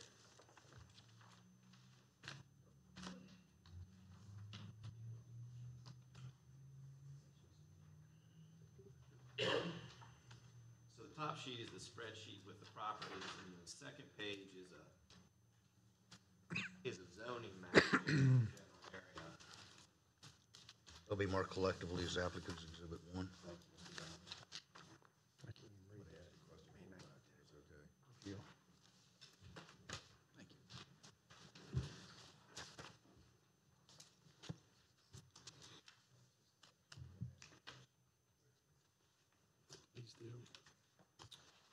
So using the zoning map to orient you. Can I interrupt just for a absolutely, second? Absolutely. Yeah. I'm still having a problem. Maybe you can explain it better. It seemed like it was, I don't know, bargaining wouldn't be right. We all know that RV, typically you can do more than 9 lots. Why was it, explain to me why it was agreed on and why it was negotiated, because I think it had something to do with the change in zoning when it was negotiated to 9 lots. That's the problem I'm having getting by. Why would you agree to it, then come back and try to renegotiate? Sure. I mean, I was not present during the proceedings in 2003, so I can only speculate, quite frankly, as all of us in the room can speculate. And I think there was sort of it was obviously a different time. I mean, it was 2002, 2003. Development conditions were much different. The demand for development was much different then. At that point in time, it had a commercial zoning. So I think the primary objective of the property owner at that time was to change the designation from commercial to residential. It gets more complicated because at the time, the request was actually made to, I believe, RR. It was a rural residential zoning classification. The RV didn't actually even exist at that time. So I believe the answer to your question is to get from commercial to residential, and the RR was a much more intense classification, and so the discussion at the time was RR is too much. We need to get it changed to residential. The 9-lot density restriction was the compromise at the time. And here we are 15 years later, circumstances are And you can't make as much money on 9 lots as you can on 30 lots. Well, you can't actually because develop, prices went up. That's right. It's not economical to do 9 lots when you can do 30. Right, you can't even viably develop the property with 9 lots given the amount of infrastructure that it requires. Jason? Yes, sir. Correct me if I'm wrong, or maybe Jill can, but Absent the compromise position resulting in a 9-lot density restriction, the commissioners were considering, or staff was considering, that the recommendation be environmental conservation, which would have even been significantly less So dense. that would have been, so there was 2 rezonings. There was the 2003 piecemeal rezoning, which answers Commissioner Wagner's question about why would the property owner request it. That's where the 9-lot restriction emerged. The discussion then turns to the 2005 comprehensive rezoning, where the county was looking at all the properties in the rural area. Both of which are happening at the same time. Yes, they ended up sort of colliding and overlapping. And yes, I believe there was discussion at the time of the comprehensive rezoning, what should the appropriate classification be? And as you can see by the map, the 2 choices in this area are in essence the blue, the rural village, or the green, which is the EC, environmental conservation. You know, this property is sort of an anomaly in that it's a very large property within the blue area. So I mean, I'm sure the topic of conversation came up and was a very interesting conversation in 2005.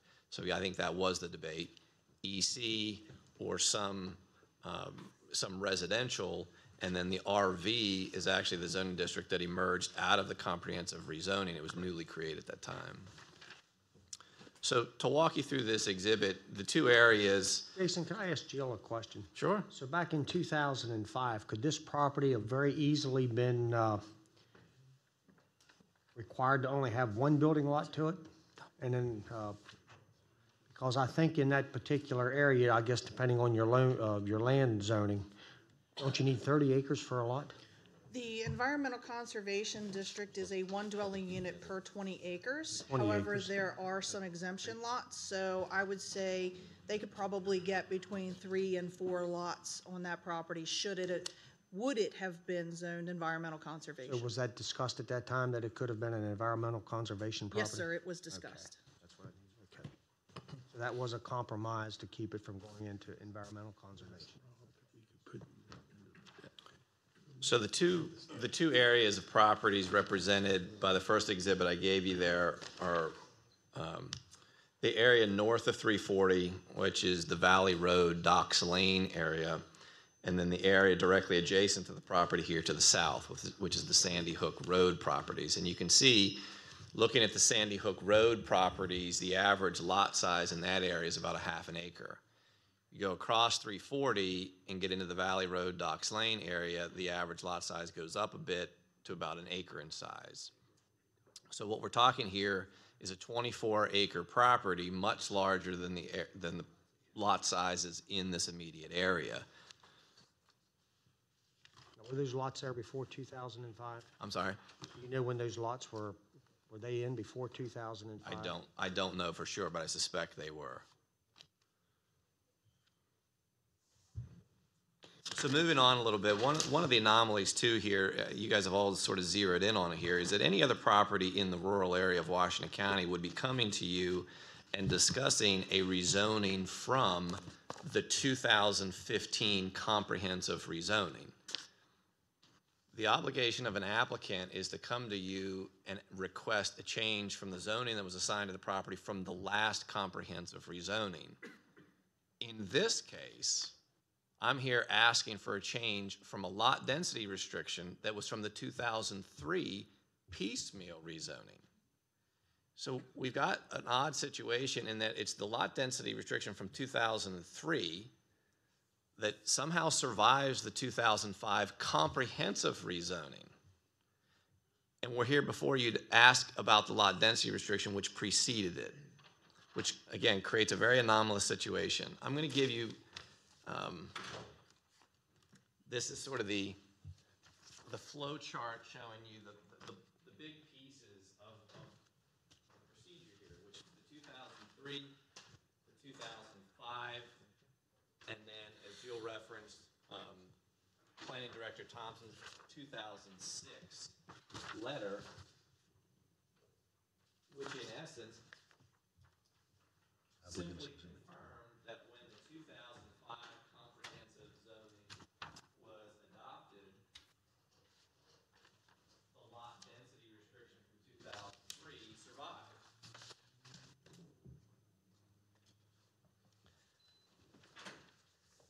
Now that letter, the 2006 letter, is sort of the important piece of the equation here, because it was that letter that was the subject of the appeal to the Board of Zoning Appeals and then ultimately to the courts.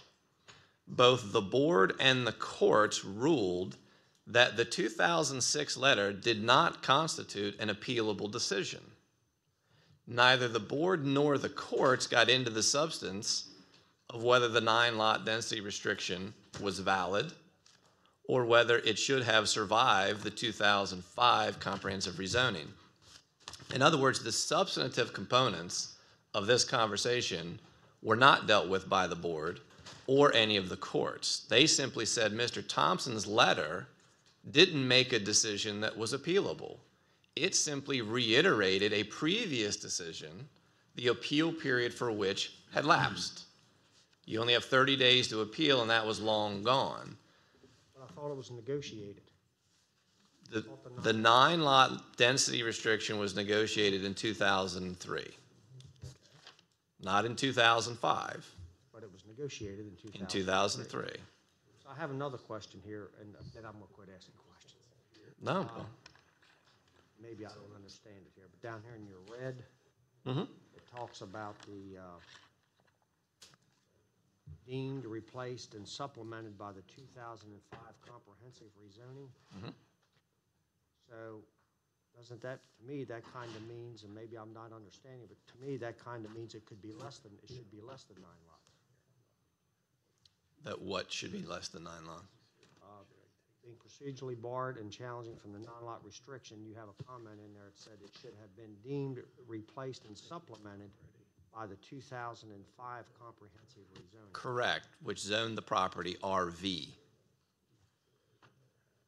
But it could have very easily been, had the compromise not had been met, it could have very easily been a parcel of land that would have only permitted 1 or 2 dwellings. It could have been zoned EC, but it wasn't. It was zoned RV. But it was based on the compromise, is how I Well, understand it. that's the dispute here, is that the 2005 comprehensive rezoning does not reiterate the 9-lot density restriction. And quite frankly, nor should it. That's not what a comprehensive rezoning does. We have a unique situation here where the density restriction from 2003, which was negotiated and made part of the piecemeal rezoning, survives the comprehensive rezoning. The question is whether it should have. That's the substantive issue that was not addressed by the board or the courts back in 2006, 2007. So during those court cases, it was never brought up, the 9-lot? Oh, it was brought up. Okay. It was brought up, but all of the boards and the courts determined that they were not going to get to the procedural issue because of the procedural bar of equitable estoppel and timeliness. So the substance was never, it was presented, because obviously the party wanted to get to the substance of those matters, but the courts and the board would not get there because of the procedural components. Jason, do you have a copy of this 2006 letter? That's referenced quite a bit. I do. I'm glad you asked. Because all of this is very interesting and academic, and trust me, I love talking about this, but I doubt anybody else does. So you want to know how we got here today. Well, how we got here today is the applicant came in 2016 with a proposal to develop the property for 24 lots and was told at that time, sorry, but you can't because we still have a 9-lot density restriction that survives on this property. So you cannot proceed with the 24-lot subdivision. I then, in September of 2017, submitted a plea to the county commissioners saying, we've got a strange circumstance here, and I asked the board to basically remedy the situation either administratively by acknowledging that the 2006 letter written by the planning director was not correct, and the 2005 comprehensive rezoning should have replaced this 9-lot density restriction, or take legislative action, have a public hearing, and discuss this density restriction and its continued applicability and or appropriateness. So this letter in September 17 contains a copy of Mr. Thompson's letter. It also has a copy of the Board of Zoning Appeals decision, Circuit Court Appeals decision, and all the opinions on these topics. Exhibit 3.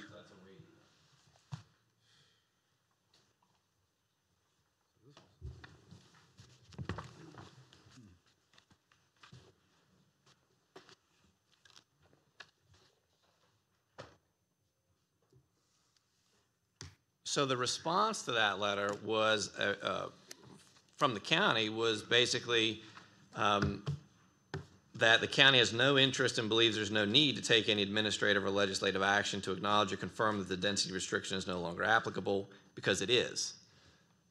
So the direction received then in November of 2017 from the county was to apply for a piecemeal rezoning request rather than come to the board with a request for administrative or legislative action different than a piecemeal rezoning.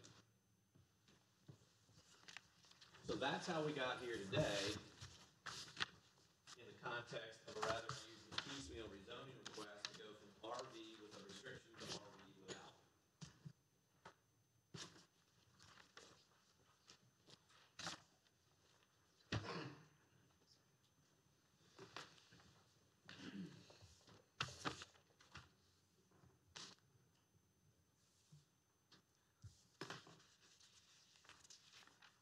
Okay, so getting into the subject rezoning request, as Jill pointed out, there are two elements that are required by Maryland law. One is that there's either been a substantial change in the character of the neighborhood or a mistake or error was committed in the previous comprehensive rezoning. And the second element is that the requested zoning classification is appropriate for the property. The applicant in this case contends that there was a mistake made. There was a mistake made in the 2005 comprehensive rezoning, primarily the reincorporation of the 9-lot density restriction from the previous 2003 piecemeal rezoning, which was a mistake in the first instance because it constituted impermissible contract zoning. The law in Maryland is pretty clear regarding contract zoning. It states that when a local government enters into an agreement whereby the government exacts a performance or promise in exchange for its agreement to rezone property, the government is engaged in illegal contract zoning. Now, the second basis for mistake in this case is the fact that when the property was comprehensively rezoned in 2005 to RV, there was no legal basis for concluding that the 9-lot density restriction or any other component, quite frankly, of the piecemeal rezoning survived. I mean, as I stated, any other property in the rural area sitting before you today requesting a rezoning would be looking to the 2005 comprehensive rezoning, not a restriction imposed during any other piecemeal rezoning. The 2005 comprehensive rezoning should be the measuring stick here. But this property and this applicant are in the unique position of having to request a change from a density restriction that preceded the 2005 comp rezoning. Now, on the second component of whether or not the RV without a density restriction is appropriate, well, it's not changing. The property has an RV zoning classification now, and it will have an RV after the fact. So, again, it's sort of a nuanced question here, but I would argue, again, that the fundamental purpose of the RV zoning, irregardless of any density restrictions, is to preserve the unique historic or rural character of existing villages. It's designed to prevent large amounts or inappropriately scaled development or uses that would detract from the existing rural or historic character of the village. The RV is intended to preserve the historic and rural character of the area. This is not, RV is not a high-density, unrestrained, unrestricted zoning classification. As you can see from that zoning map, it's what the majority of the properties in this area are zoned. Just a curious question. Do you know how much investment your client has in this to purchase, et cetera? I do not have that figure for you handy, no, sir. Okay, thank you. And I want to reiterate the fact that the property was owned commercially for 20 years. So prior to 2003, it was seen as being appropriate for commercial development on this property. And there are also, as I pointed out, there are 6 other properties in the immediate vicinity that are zoned for commercial uses because they have that RV commercial overlay zoning. Therefore, we would assert that the requested RV with no unique density restriction is in fact appropriate for the property. Any other questions? Yes, sir. Quick question. Thank you for the letter. I think it's very helpful. I don't think it necessarily argues your case, though. The question I have is on the second page of the letter. It mentioned, you're telling us that maybe there was an agreement that may have been illegal, that we can't have, piecemeal zoning, is what you're referring to, but it mentioned in this letter that the owner's attorney at that time, not you, before you, was intimately involved in all phases of the rezoning, so why was that not a complaint at that time? Why was it not a complaint at the time? Well, I don't know the answer to that question. I mean, the fact of the matter is that the existing property owner, with the assistance of council, did negotiate the 9-lot density restriction. There's no disputing that. That did occur. Mr. Thompson's letter is pointing out that because that occurred, that you no longer, as successor owner to the property, are allowed to challenge it. So that was the case that then got taken to the Board of Zoning Appeals, and the Board of Zoning Appeals said that is correct. Because it was negotiated and agreed to, you cannot challenge it to the board. The court agreed, you are stopped. So that remedy has been exhausted. This now is a different remedy. And I would argue that I'm not asking to relitigate those issues. I'm asking that those same substantive arguments that were made then be considered in this context. So it's a significant difference procedurally, but substantively very similar.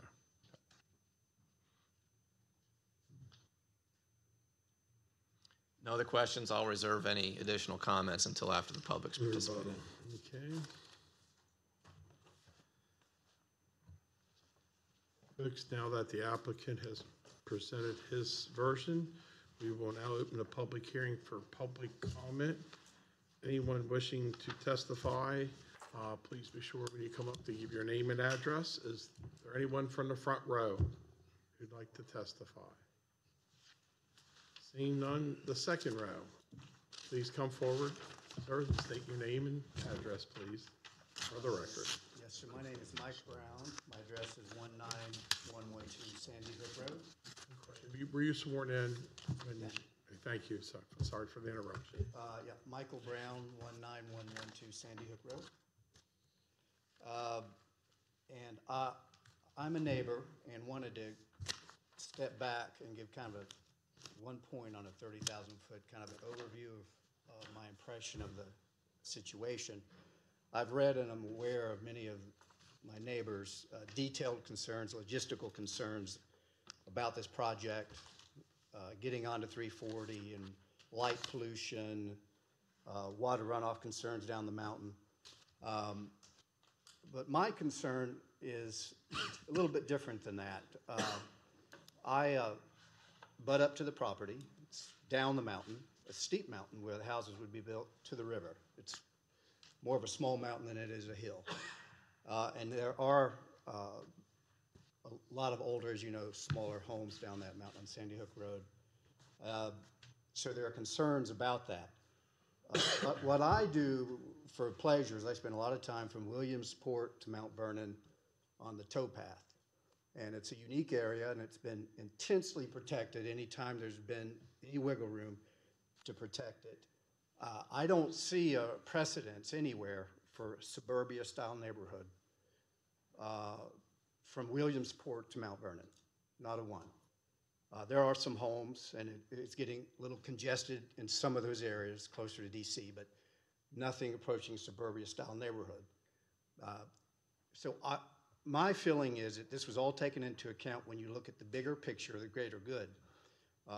This property is the gateway to national park land at Harper's Ferry, and perhaps the most historically significant national park, or one of them in the country. And that's what probably everyone in this room has done that before, driven 340 across the bridge. This property is the last thing you see as you enter the bridge to the river. And 9 homes will change the look of it dramatically. 20 homes would be hard to imagine what it would do for that gateway.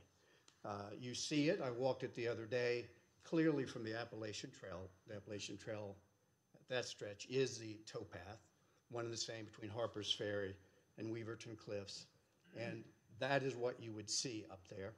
And that is what you would see when you're driving, hiking.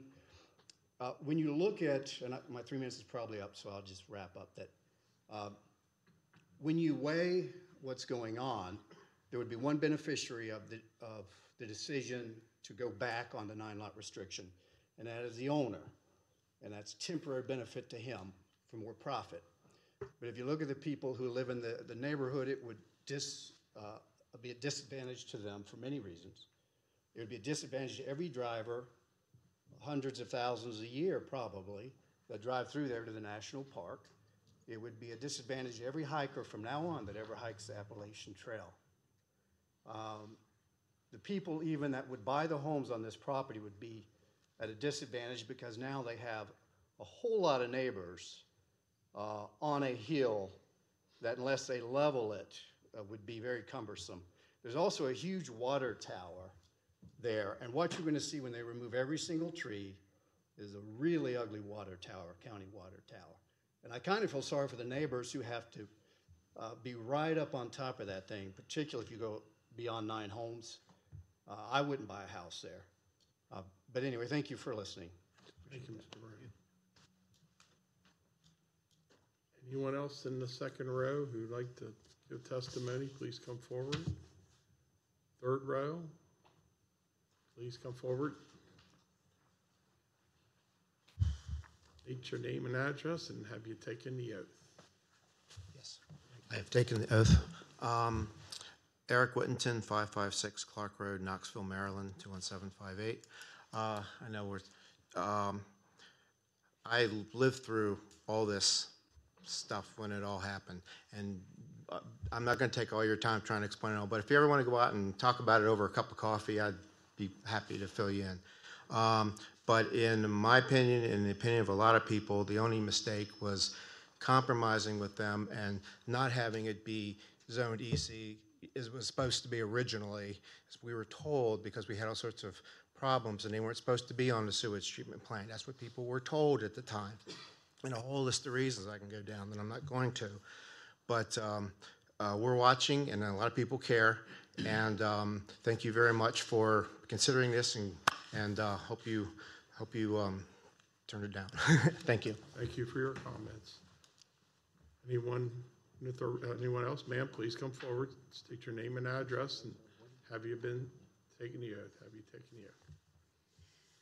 Hi, I'm Diane Youngkins, and my address is 19514 Keep Trist Road. I spoke at the zoning rehearing meeting, and my husband and I sent a letter and asking this to be declined. But I wanted to come back today to speak because the attorney for the case gets to have a rebuttal at the end. And so at the end of that meeting, part of what he was hearing and incorporating in his rebuttal was that traffic would not be an issue for this development because he's right on the exit. This property is just, right off the exit. So I want to talk a little bit about that in my few minutes here. And that is that we are not an exit. Keep Trist Road is not an exit. We don't have an exit number. We're not New Jersey. We can't handle the traffic volume that we have now down there at the intersection of Valley Road and Keep Trist Road. And you probably are very aware of it. It's not uncommon for it to be clogged. And I also want to address the issue that one of the pieces that's missing for me in the community public safety piece, and I appreciate the sheriff being here, is it takes a while for the sheriff to get there. So if we have a public emergency, yes, we have local fire and rescue. But it may take 20 minutes. It may take 40 minutes, depending upon what the issue is, if it's not an emergency, or longer. And so there's a lot of other factors here to take into consideration, but we are not an exit. We are a neighborhood, we're a community, and this density level of housing, certainly beyond 9, is unreasonable, and it changes the nature of our community. Thank you.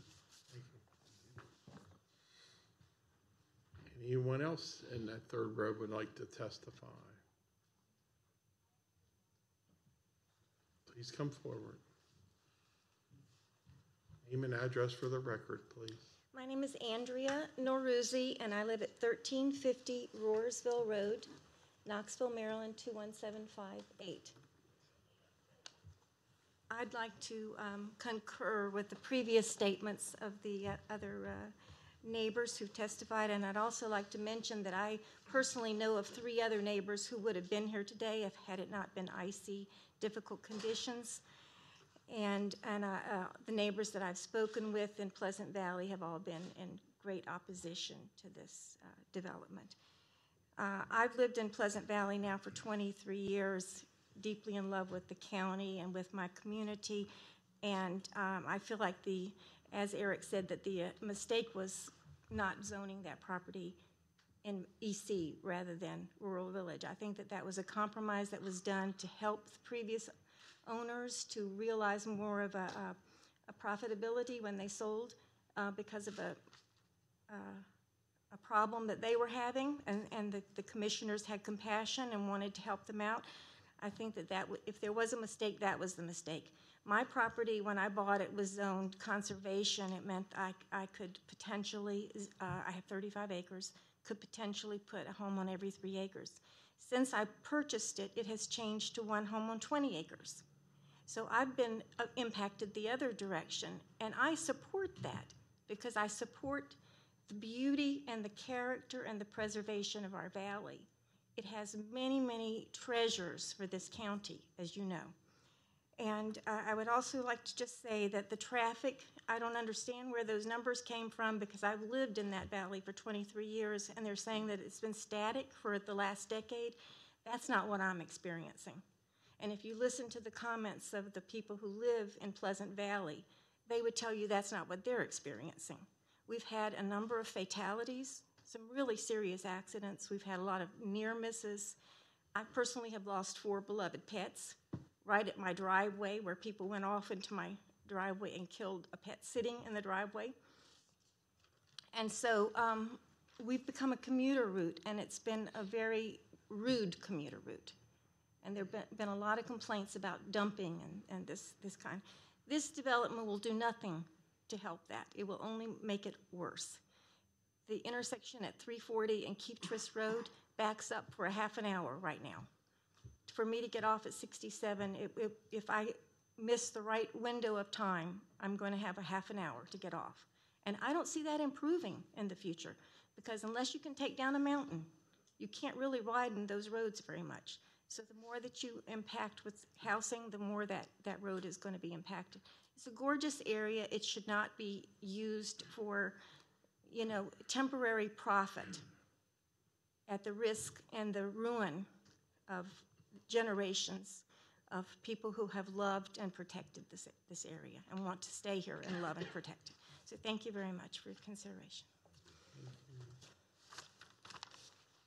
Is there anyone else who'd like to participate? Please come forward, sir.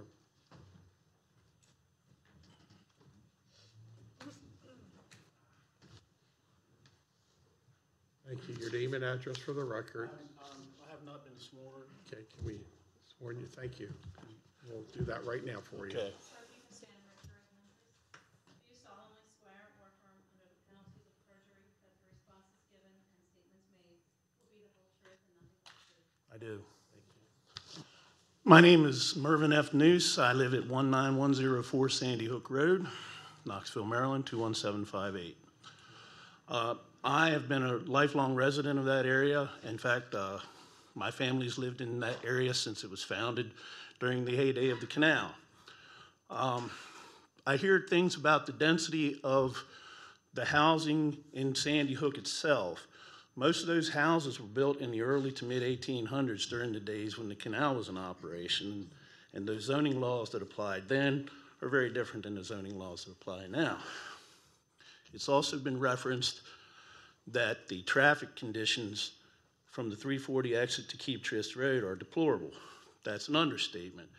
During the early part of the 21st century, when Jefferson County, West Virginia was experiencing a growth spurt, all the traffic to Jefferson County, West Virginia comes down Route 340 right there at the Keep Trist Road I don't call it an exit. It's a turnoff, if you would. And that traffic does back up for at least 30 minutes every day around 5 o'clock.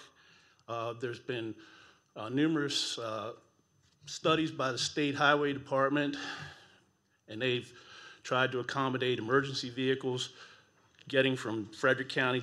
Brunswick, Maryland is our closest ambulance service, for example. Well, when the traffic congestion in the evening is heavy, it takes an ambulance a lot longer to get to the Sandy Hook Road area and the Keeptress Road area to respond. The bridge that crosses the Potomac River was built in 1950 during the time when traffic was very different than it is now. And I would just like to go on record as that I am in total opposition of the large density property plan that is currently being discussed. Thank you. Thank you, sir. Is there anyone else for public testimony? Seeing none, the applicant now has an opportunity for a brief rebuttal. Thank you, and I will keep it very brief. I want to address the comment that was made several times about the suburbia-style neighborhood. That is not what we're talking about here. Again, what's being requested is rural village. And as indicated by this zoning map, it's the blue. It's not an anomaly. It would not be inconsistent with the adjacent surrounding properties. This property is abutted by 2 commercial zoned properties. The request is not for an aggressive high-density zoning that would permit a, quote, suburbia-style neighborhood. In fact, this property is subject to a specific and very unique density restriction, different from and more onerous from anything else that any of the other blue properties are subject to. This property is treated differently and uniquely than all of the other properties. All that's being requested is that it be treated equally. And lastly, I want to point out with regard to the conversation we've been having about the piecemeal and the comprehensive, to illustrate how unique this situation is. If you, the county commissioners, were to rezone next week, next year, whatever, you would do another comprehensive rezoning of the rural areas of Washington County. If you were to do that and change this property's designation, it's inconceivable that you would change it and say that the density restriction from 2003 survives. You simply would not do that. That would not be the effect of your action in comprehensively rezoning the rural area. So to say that that's what happened in 2005 while recognizing that it can't and would never happen again illustrates the fact that when it happened before was an error. Unless there's any other questions. Who made the error? The commission, well, honestly, there was twofold. In 2005, if the comprehensive rezoning was intended to incorporate the piecemeal density restriction, that was an error.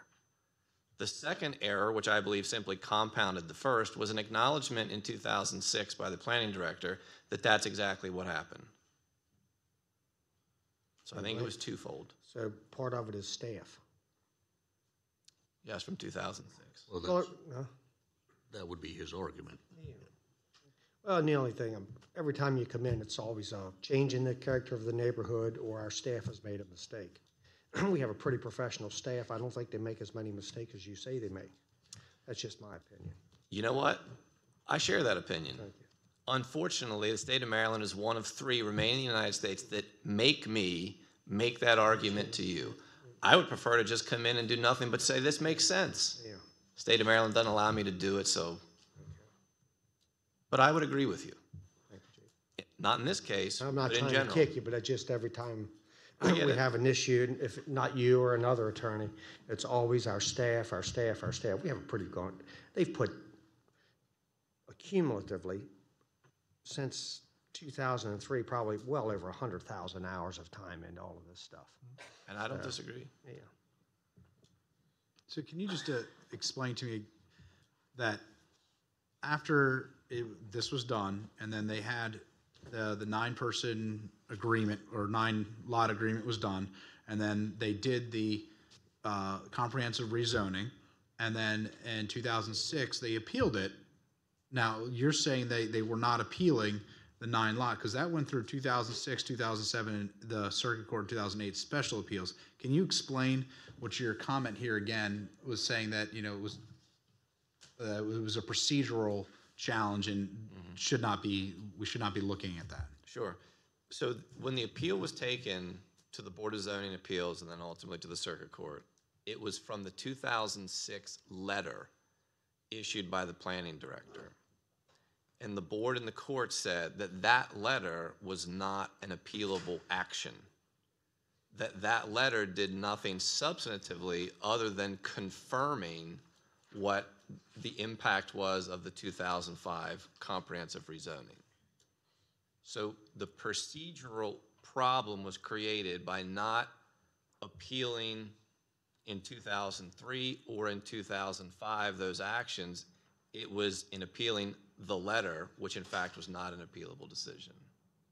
Okay, thank you. Any more questions from the commissioners? Okay, hearing no more, the public hearing is now concluded and the record is closed. Any other commissioner comments? Yeah, I do have I thought Jill said we would still receive comments through this evening. Right here. Commissioners' questions, public is concluded.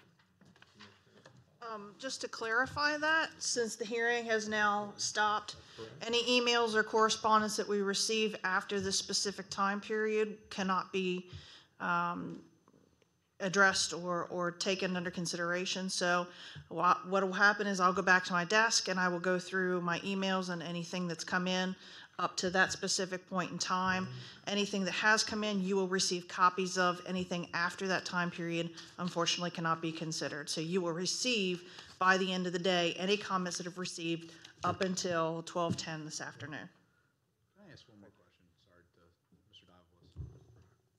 Divalis. He's still here. It's still waiting. You're talking in 2006 that they appealed. I'd suggest, for the purpose of this question, you reopen the record to include this discourse. Who makes the motion to reopen? Do we need a motion to do that? Is there a consensus to the commissioners that the record be reopened? Consensus will reopen so you can have one more comment. After that, we'll close. Jason, you agree? Absolutely, sure. So in 2006, you said that they appealed the letter. Why haven't, since then, we went back and appealed the decision of 2005?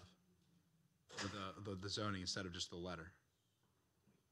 If you're saying that's a... We can because it's time barred.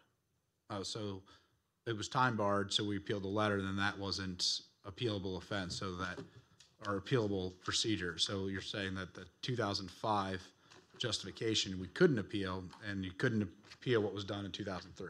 Correct. Okay, thank you. Okay, now the record is closed. No motion is needed at this time. The purpose of the public hearing is to take public comment on a rezoning application, and we have completed that. Anything else we should add? Commissioners want to take the matter under advisement and have it placed on a future agenda for further deliberations? Yes. Okay, hearing that, that's all we'll do. Thank you to all who appeared here today. To those in the gallery, we're running a little behind, so we're going to start with the Senator Amos funding allocation, and we're going to proceed to the presentation of the capital budget, and then Foggy Soil Administration, Foggy Bottom, all that mess written, but we're about 30 minutes behind. Mr. Brown, welcome. Morning. Please introduce your... Tom Brown, Assistant Director of Emergency Management and Communications. I'm standing in for Director Hayes, who's unable to be here this morning. I'll be brief. Would like to move that you accept the recommendations of the Director of Emergency Services, authorizing Emergency Services to make notification of the grant award for the fiscal year 2019 Senator William H. Amos Fire Rescue and Ambulance fund subsidies outlined in the attached documents that you have.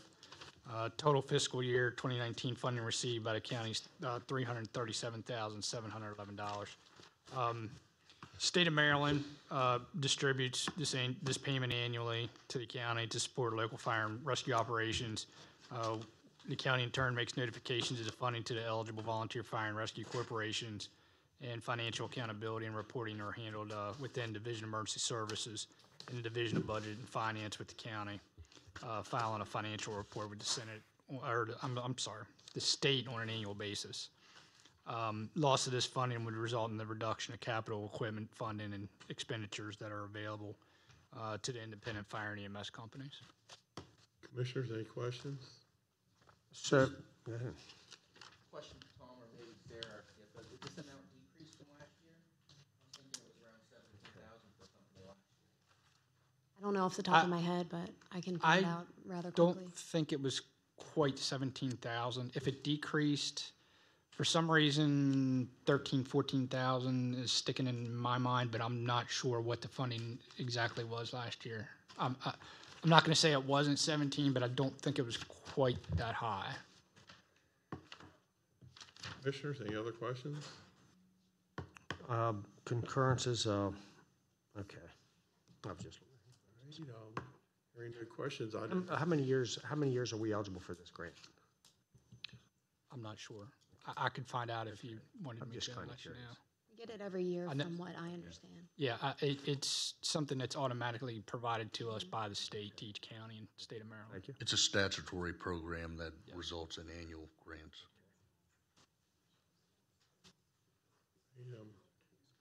Okay, need a motion? Motion? All in favor, say aye. Aye. Aye. Thank you, Mr. Brown. Thank you. Yes, I made it.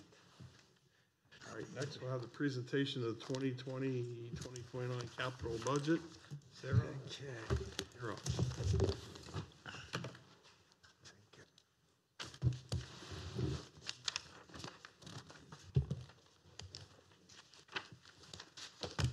Sarah gets started, I'd like to point out to the commissioners, and Sarah, correct me if I speak technically inaccurately, is that the template for this year's capital budget is the same as what we had projected last year for this year. So the projections have not changed. It has not increased. It has not decreased. It is the same as the projection last year, which is to be consistent and for proper and appropriate programming through our CFO and our budget. I would say yes, that's correct. Rob, thank you. I will point out you will actually see a dollar increase, but not because of the county's contribution to the plan. So that's something that we'll talk about in a minute as well.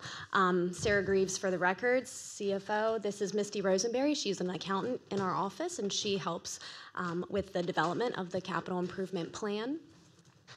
The 10-year capital improvement plan is developed each fiscal year and includes scheduling and financing of future community facilities such as public buildings, roads, bridges, parks, water and sewer projects, and educational facilities.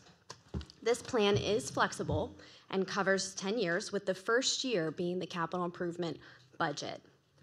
So that would represent fiscal year 2020. So while we bring to you a 10-year budget, what you'll be approving this year for 2020 will just be the 2020 budget. Often the project priorities do change as the years continue, and those departmental requests reflect that because they will change over time as well as certain priorities change. A primary purpose of the capital improvement program is to provide a means for coordinating and consolidating all departmental and agency project requests into one document. Capital budget requests were due December 28th, 2018 for the 2020 plan. Project costs that were submitted did exceed financial resources available by approximately $85 million for the entire 10 years. It is the CIP committee's responsibility to review all requests that county departments and agencies submit. All projects are ranked based on established criteria for priority ranking. Considering current and future needs as developed in the 10-year plan, available funding sources, and the results of the ranking process, the CIP committee determines which capital projects best meet established criteria for the current fiscal and capital improvement budget and the 9-year forecast. Not all projects can be funded due to limited resources.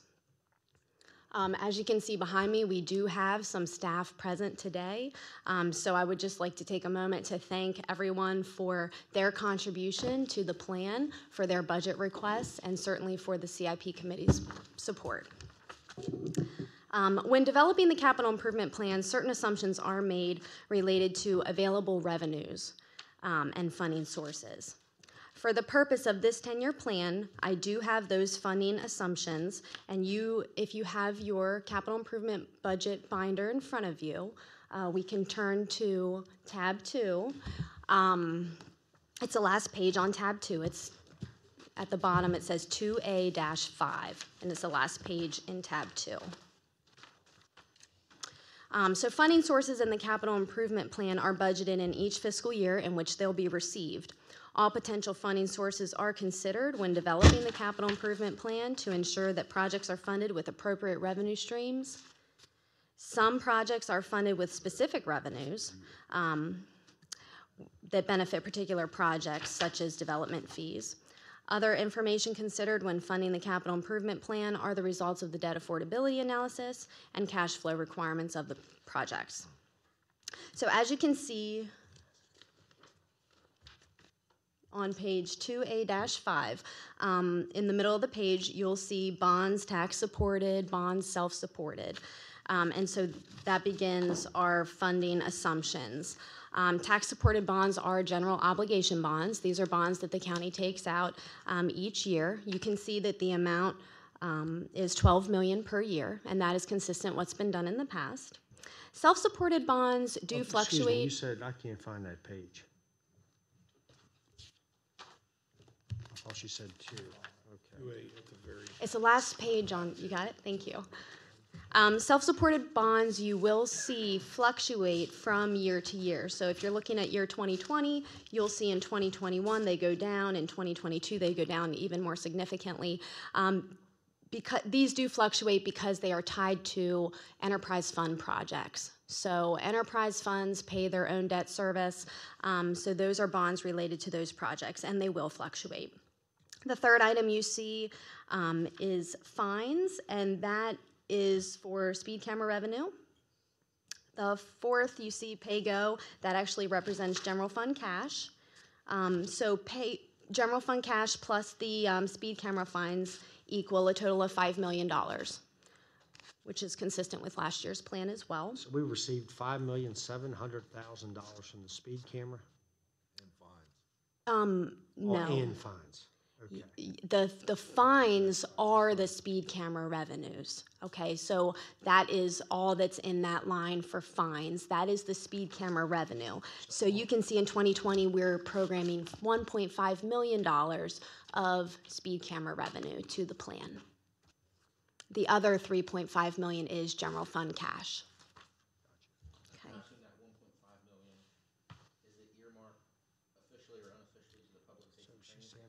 Part of that will be going towards the public safety training facility. I will have more conversation on that when we get to public safety, or I can talk a little bit about it now.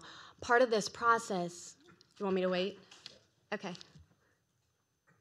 Other than that, we do have other funding sources like transfer tax and excise tax. Those projections are based on what we've received historically, and you will see an amount in there for $500,000 coming from reserves.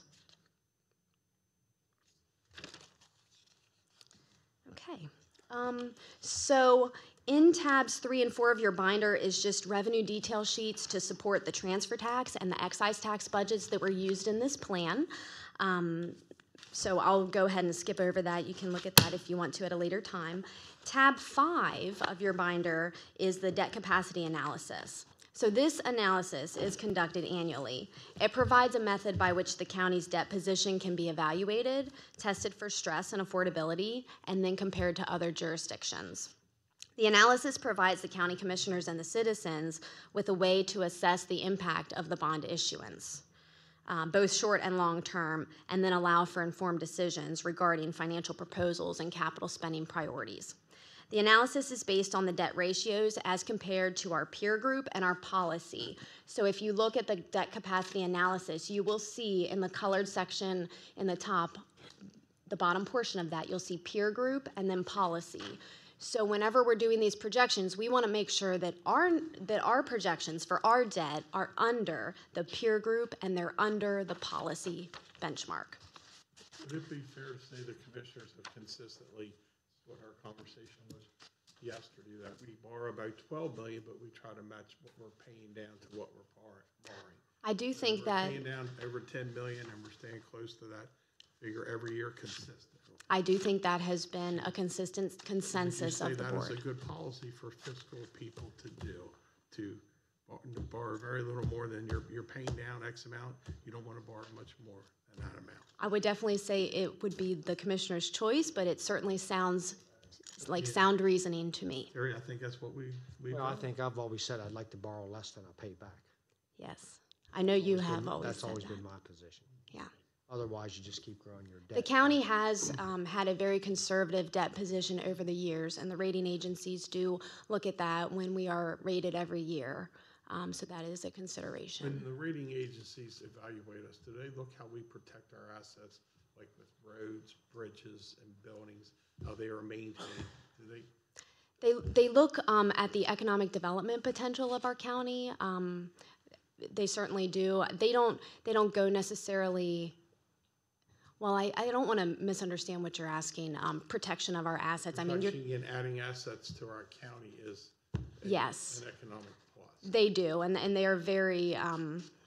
They pay attention to business development and economic drivers. And that goes back to supporting Commissioner Klein's comment to where we're borrowing a little more than we pay back, but with our projections and revenues increasing every year, that still makes our debt very, very reasonable. And yes, that's a very good summation. Yes, and that's why we've always come together as a group and kind of supported the 12 million. Yep. Okay.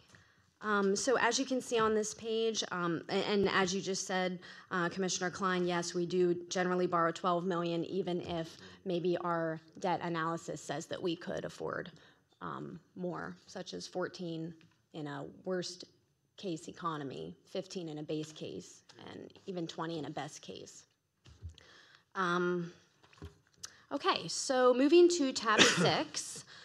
This is a listing of operating costs associated with projects in the plan. These are estimates by the project managers that submit the projects. So, they are estimates, take that into consideration, but we bring them to you today for your awareness. Okay. All right, so as we move to tab 7, the 10-year plan does total $389 million with a 2020 budget request of $60.9 million. So like I said before, this is an increase from 2019 of $17.2 million. But don't be alarmed. $10.9 million of the increase is due to an increase in anticipated grant funds. $2 million of the increase is due to additional contributions. And $4.9 million is related to the self-supported bonds. Remember in the beginning I spoke to you a little bit about how those fluctuate greatly from year to year based on what projects are in a current year. So that's nothing to be alarmed about. And then of course, if you add all those numbers up, you'll notice they equal more than $17.2 million. So there's actually a reduction in overall pay-go funds of $600,000. As you look at the sheet in front of you for airport, if you're on tab 7, you will see a summary sheet. This sheet may look a little confusing to you, but I'm just going to explain what it is as we move through. All the sheets are formatted like this. So there's one project on the left-hand side, and you can see it has 2 lines for it. The first line represents what was submitted by the department. The line below it represents what the CIP committee is recommending. and then there's a difference line. So if the CIP committee is recommending something different than submitted by the department, you will see the variance in that line. Okay, so for airport, the 10-year plan is $29.3 million. If you look at the bottom, you'll notice that it says $36.4 million.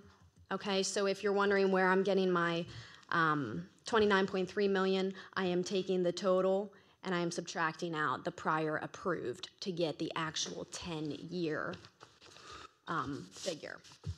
And I'll do that throughout this discussion as well. So the 2020 request for the airport is $8.6 million. The airport does receive $1 million in federal aviation administration entitlement grants on an annual basis. And they receive this because they maintain a minimum of 10,000 commercial passenger enplanements annually. In addition, HGR is highly dependent on the availability of discretionary funds. Airport projects are funded through grants, making the county's contribution very small, roughly about 5% of the project cost. If the airport does not secure a grant, they will not complete a project. They will not move forward without securing that grant. Entitlement funds were approved to be forward funded by the county for the passenger terminal hold room expansion project. So as you look at that project in 2020 and 2021, you will notice $2.4 million in 2020, $2 million in 2021. So, you know, that's $1 million a year. So we're actually going to have to wait until 2022, 2023 to be reimbursed for those funds that we provide for that project. Other projects that you see in the plan for 2020 will use discretionary funds or airport funds. Another large project for 2020 is the Runway 927 rehab. So this project is a $6.5 million project, and it is dependent on the discretionary funds being available. This is a process that the airport will go through to try to secure those funds. So this existing runway is in need of subsurface repairs, milling, overlay, painting, and then new energy efficient lighting. And I forgot to mention before, the passenger terminal hold room expansion, I think, is being renovated to accommodate up to 150 passengers. Are there any questions for airport projects? No, okay. Oh, yeah. If we move on to bridges, which is the next tab that you have, the 10-year plan cost is $16.8 million with a request of 2.2 of that for 2020. Major projects in fiscal year 2020 include $530,000 for the last year of funding for Roxbury Road Bridge, which involves replacing an existing one-lane, two-span bridge with a two-lane multiple-span bridge. The existing bridge had flooding issues, and the project is an 80-20 federal aid project for cost sharing. The other major project in 2020 is a $2.1 million project for Halfway Boulevard bridges. This is also an 80-20 cost share project, and it repairs bridges on Halfway Boulevard over the Norfolk Southern Railroad. Something else to notice on the bridges is that the back road project did get bumped forward. In last year's plan, it was in year 2023, and it's been moved to year 2020. This project will replace the concrete slab bridge with a concrete box culvert and head walls. I do think this is related to the flooding. Yes. So that is a reason for it. Will make people on back road or near there very happy. Yeah. Other than that, there have not been many changes for bridges. Do you have any questions on any bridge projects? Okay. Moving on to drainage.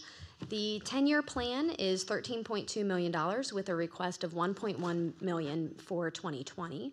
Major projects for the 2020 in drainage include funding for the stormwater retrofits. This is a regulatory requirement imposed by the EPA and MDE.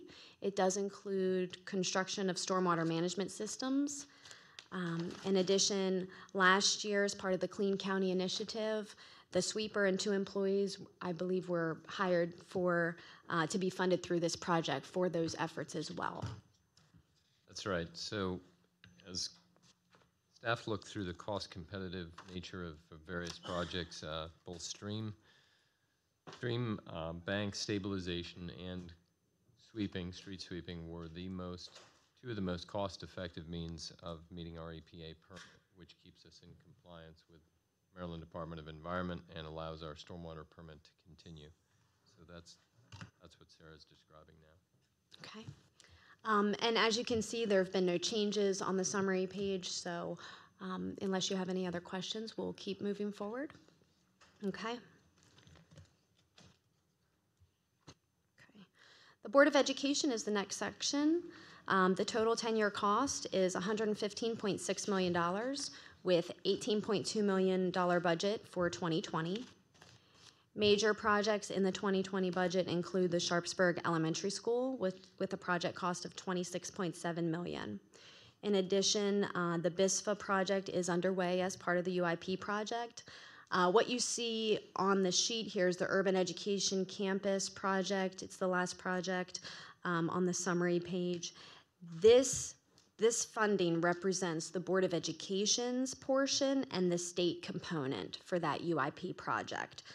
The state funding is a combination of IAC funds, governor grants, and strategic demolition funds. So as we were moving through this process, we did strive to maintain the $4 million that was programmed last year in county funding to fund the Board of Education's projects. You will see many variances from what was requested by the agency and what is being proposed by the CIP committee, primarily due to funding constraints. We did add $115,000 over and above the last year's amount to capital maintenance for the Boonesboro Elementary School roof replacement. And as you can tell from the sheet in front of you, the Elementary School 1 was pushed back from what was requested by the Board of Ed 1 year to begin after Sharpsburg is completed. Elementary School 1 represents the combination of Hickory and Fountain Rock schools. Elementary School 2 is for Greenbrier and Old Forge, and that was pushed back for 2 years. And then Elementary School 3 and a request for Jonathan Hager addition were pushed out beyond the 10-year plan. A question on this tab, if I may ask. Mm-hmm.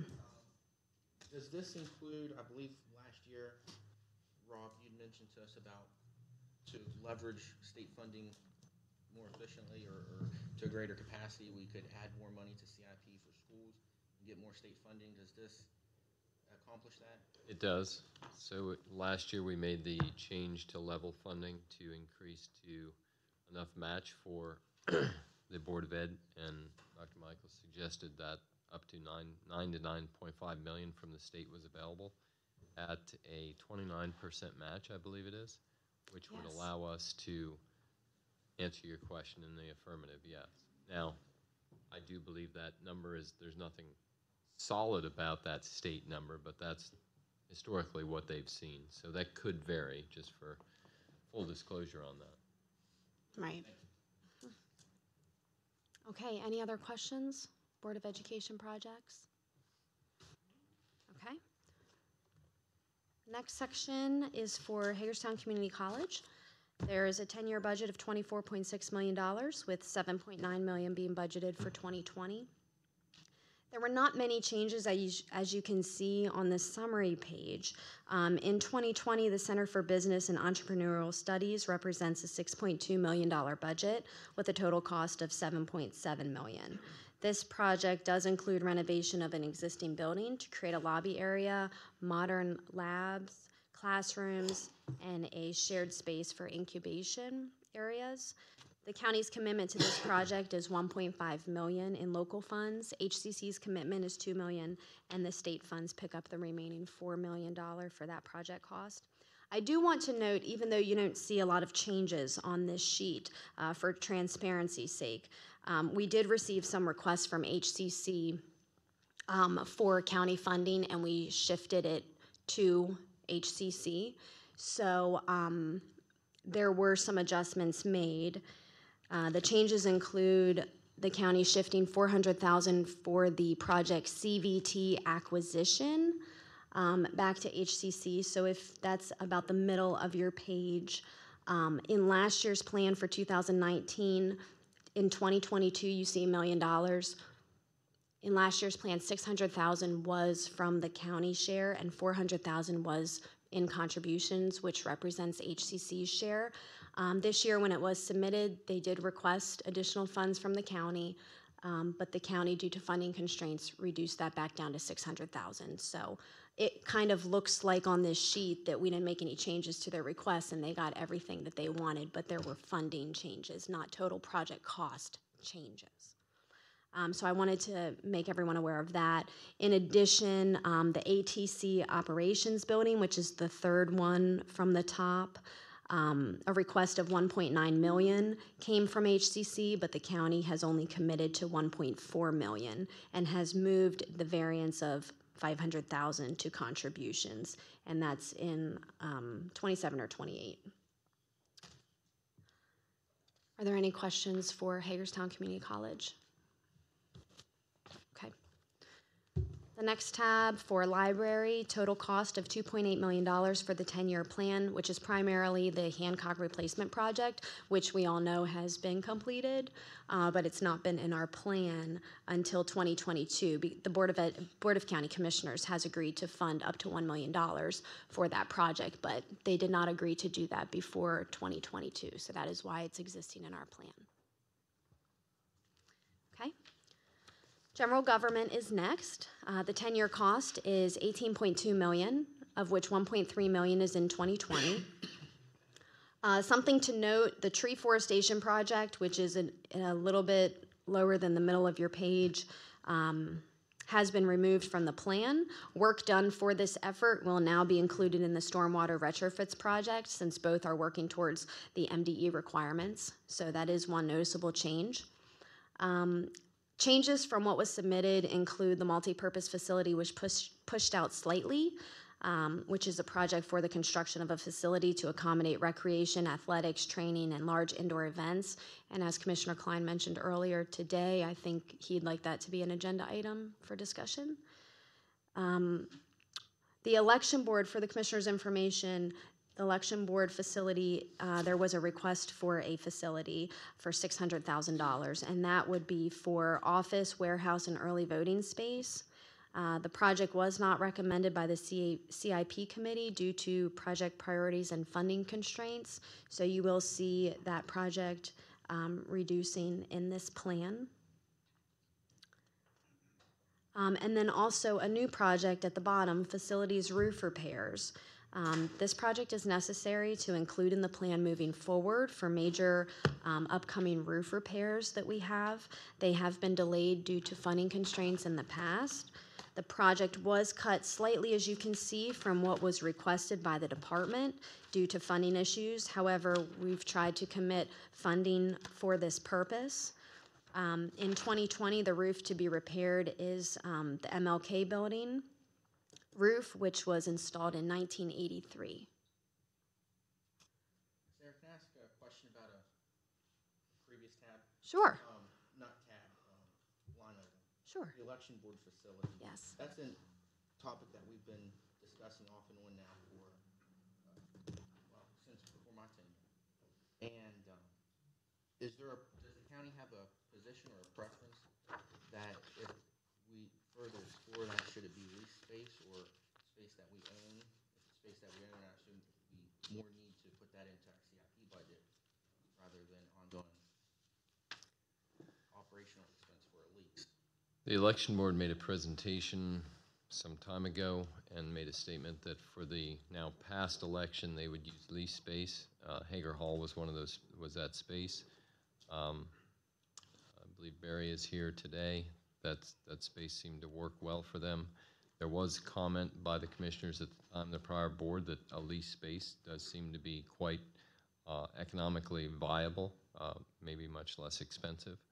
So that was the sentiment of the board at the time.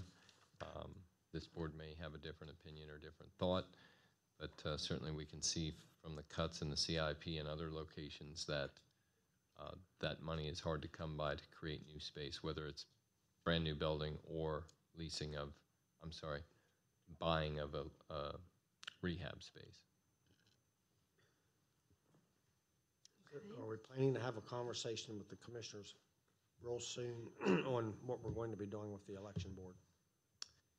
The election board has a number of topics coming up. One is that there's legislation that they may require more than one early voting location. Also, in addition, is the space requirement, which they were going to bring forward at some point after the new board was installed. That's obviously happened, so that would be under their initiative to do. Certainly, we can arrange that, reach out and arrange that with the election board if you'd like. If we don't start to do something now, it's going to get beat to death for the next 4 years, and nothing's going to happen now. We need to make something happen now. They deserve it. They've been patient, so. And we'll have to simply take from the board either today or some point during that conversation where you'd like to cut CIP funding from somewhere else to pay for that space that you'd like to. Well, you'll help us do that, so. With your direction, I certainly will, sir, yes. But we're going to have to schedule a time to meet with the election board. Okay, we will do that. Rob, I've seen a barrage of emails here lately about all that and potential buildings, potential lease sites. I agree with Terry. Let's have a discussion about that and see. Yeah, I agree. I'm with Terry on this. Let's have a discussion. I know it's all money and it takes a lot of money, but at least I'd like to explore with you and the commissioners and Sarah. Sure. So we'll arrange an agenda item where they can come in and present their request. Okay. The next tab, I believe tab 14, Parks and Recreation. 10-year budget is $6 million, with 2020 representing $498,000 of that. Most projects included on here are contingent upon POS funds, Project Open Space. For 2020, like I said, the total budget request, $498,000. Of that, local cost is $94,000. Something I wanted just to focus your attention to, even though it's not for several years down the road, is the North Central County Park project that you see on this summary page. It has been included for years 2028 and 2029. And it would be a regional park along the north side of Eastern Boulevard Extended, which would include playground equipment, pavilions, and restrooms. It is anticipated that the county could secure some grant funds for this project. Right now, it's less known how much that would amount to, but I did want to focus the attention to that project just for your awareness that it's in the plan. That on Old Forge Road. That's the Wholesome Cement relocation land exchange for Old Forge Road. 98 acres, is that correct? The exact acreage, I'm sorry, sir. 98? It may be up to that much, yes. 90 or 100, somewhere in there. Okay. There have not been other major changes for Parks and Rec, so if there aren't any other questions on that, we can keep moving. The next tab is Public Safety. 10-year plan is $27.1 million, of which $3.6 million is in 2020. Major changes include the Police, Fire, and Emergency Services Training Center, which has been consolidated to be constructed in fewer years. In last year's plan, we had funding in the out years, so we have tried to work towards funding this in a more expeditious manner, more consistent with the construction period. And if additional state grant funding is secured, we would look to add that to continue to expedite the funding. One thing for clarity, in one of the earlier tabs, you had overhead expense, operating expense, Yes. under a given tab, and for that it's listed $500,000. That's correct. And that will be secured before the building is scheduled.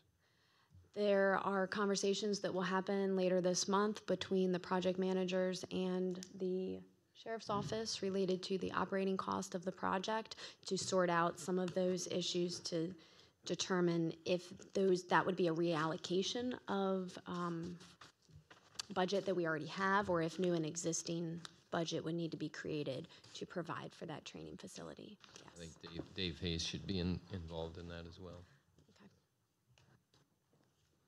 Can I ask another follow-up question to my earlier question on the training center?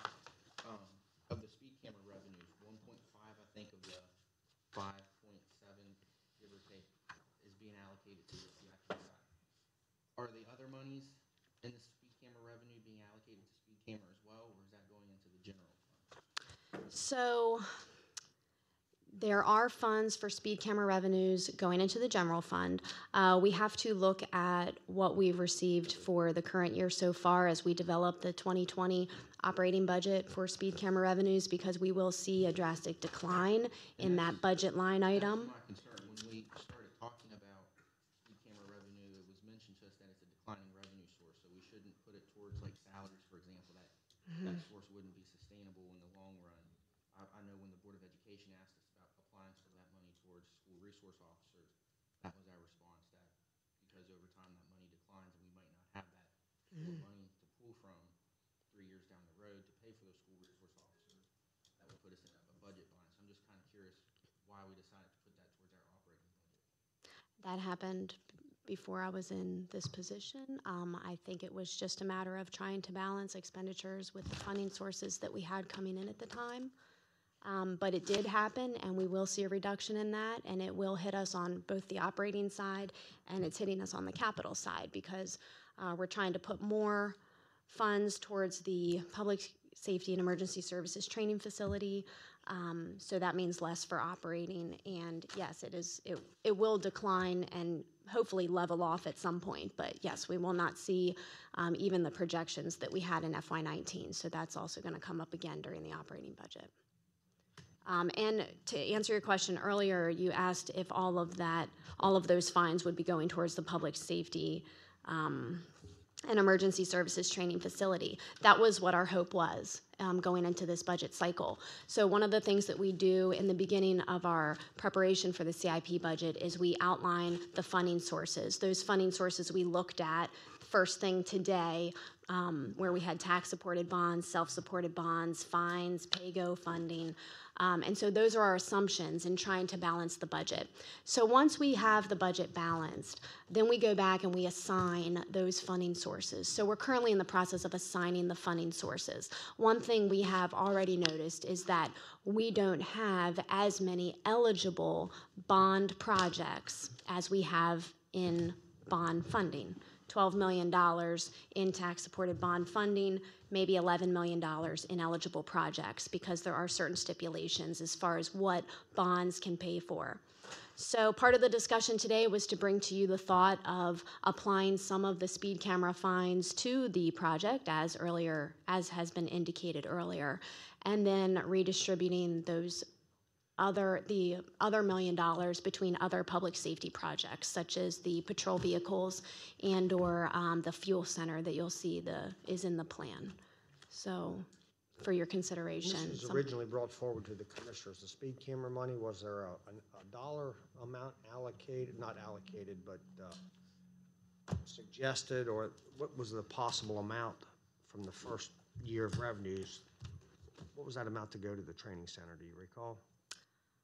I don't recall, but I do know in last year's plan, it was discussed that the speed camera revenue would go towards the training center, and we were under the impression as staff that we would use speed camera revenue to pay for that training center. So now that I'm seeing some interesting things happen with the funding and the restrictions of the funding that we have, that's why I'm bringing this up today too, to discuss the possibility of moving those funds to other public safety projects.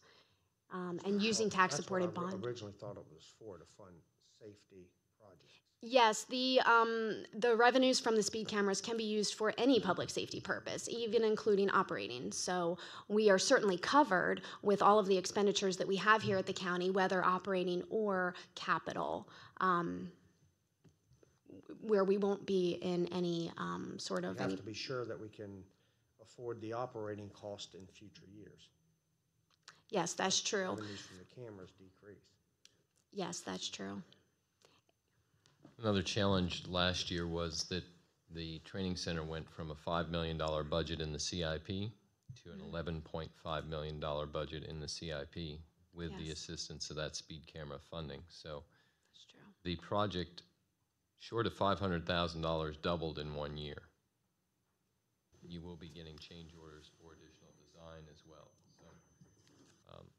So how did they go from 5 to 11? That was a discussion through the board.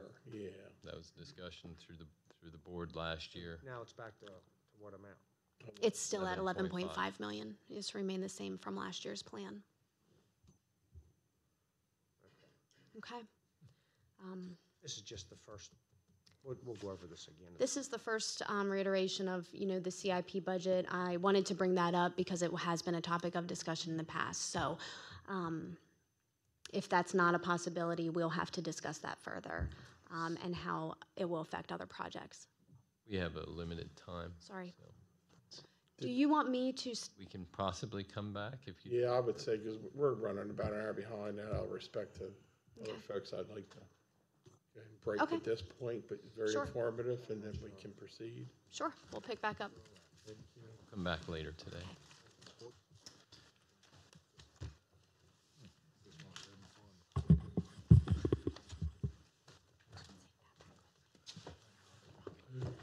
Okay. What I see here, scheduled for 11:55 is our Hagerstown annexation, Foggy Bottom Farm. Steve Goodrich.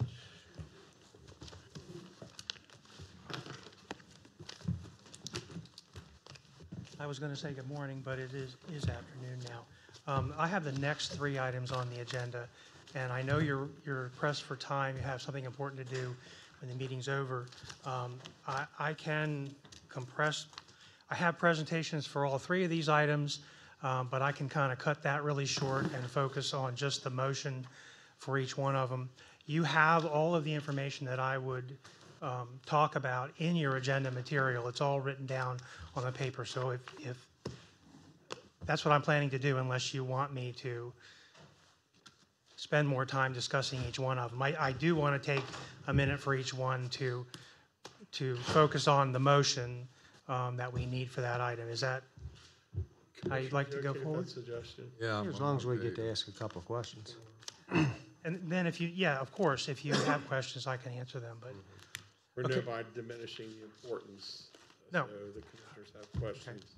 All right, so the first item is the Hagerstown annexation. This was on your agenda on January the 15th, and you deferred action until you could hear the comments from the mayor and council's public hearing.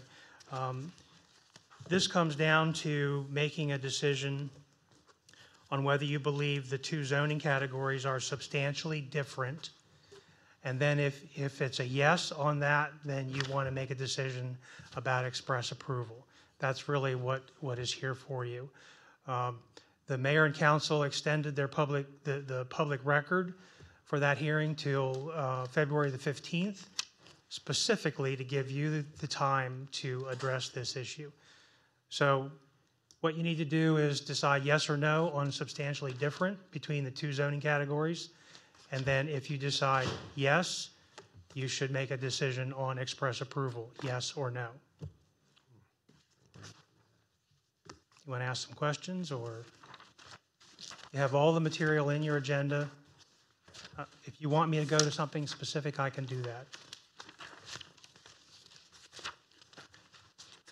Steve, there are some discrepancies in the uses that are allowed under the county zoning classifications versus the cities. Is that correct? There are differences. I gave you a comparison chart. We listed everything that's allowed in the city's proposed industrial mixed-use zone, and then in another column pointed out where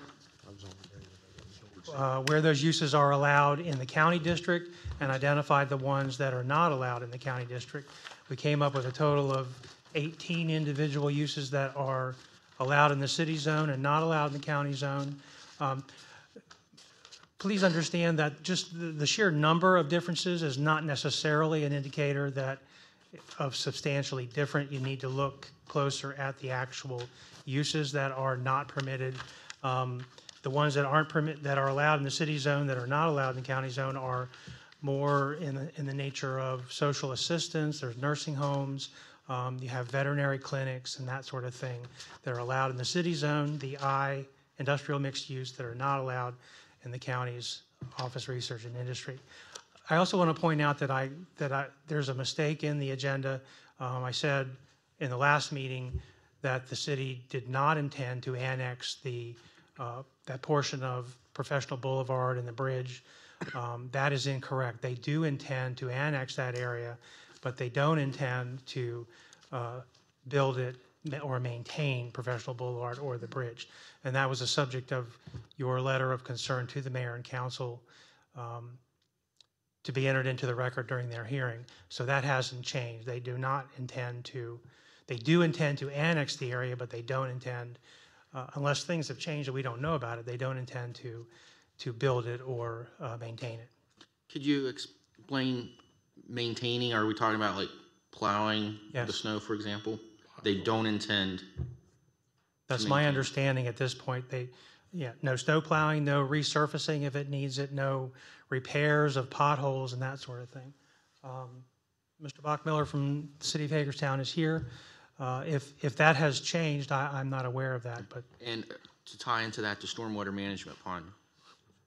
My understanding is the county owns that stormwater management pond now, and after the annexation, it would be the city's intent that the county would still own it. And whatever arrangements are for maintaining that in the future, I believe there's a special arrangement for maintenance of that.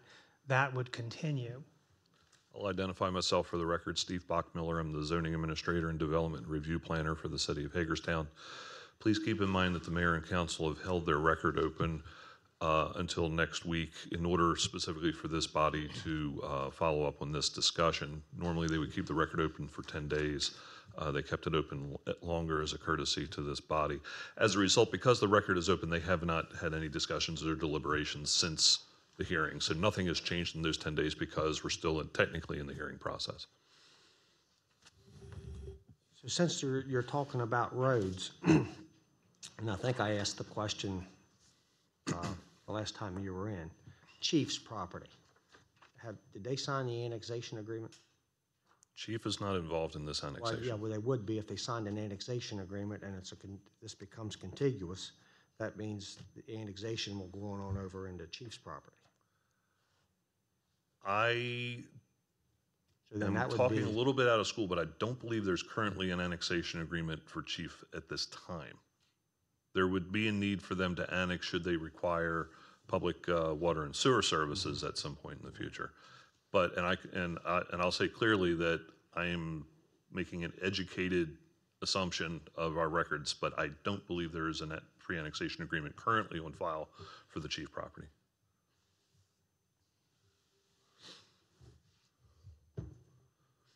Mr. Bachmiller, I thought that in conversations going back and forth with the county, it was clarified that it was the city's intention to eventually take ownership and maintenance responsibilities for the stormwater management pond once the developer fulfilled any required period that they had to warrant and maintain the pond.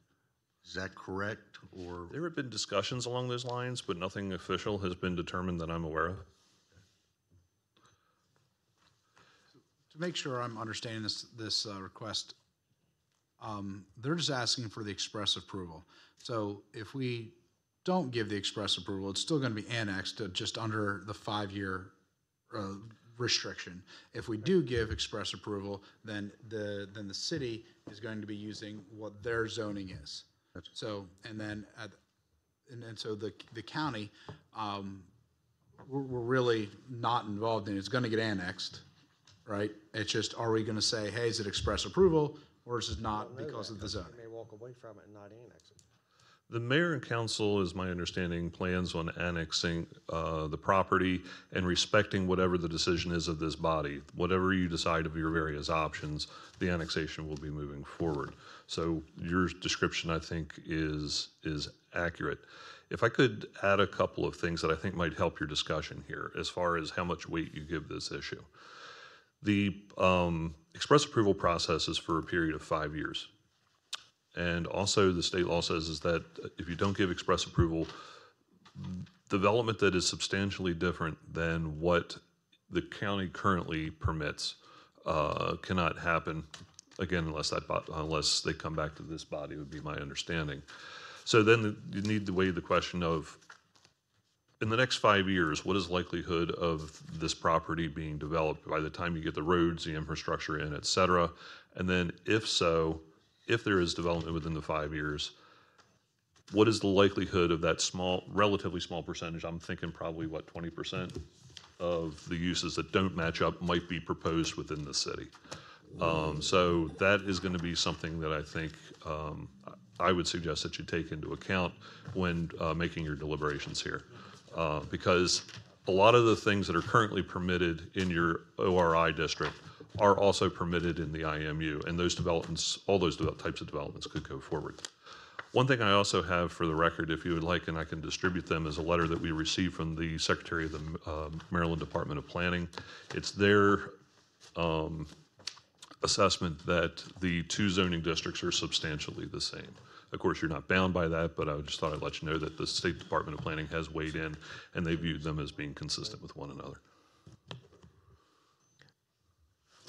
One other consideration is that, in summary, Commissioner Mino-Schmidt, your summary is entirely accurate. In addition to what Mr. Bachmiller said, is that on one hand, we would like, for the convenience of the development and landholders out there along this corridor, once the road is put in, for it to be managed and maintained by the city. I believe the city would like the zoning to be consistent with the rest of the city. So both offer a convenience. Sounds like it is. He just said that it's substantially the same. Which this board could determine, therefore there's no need to grant express approval.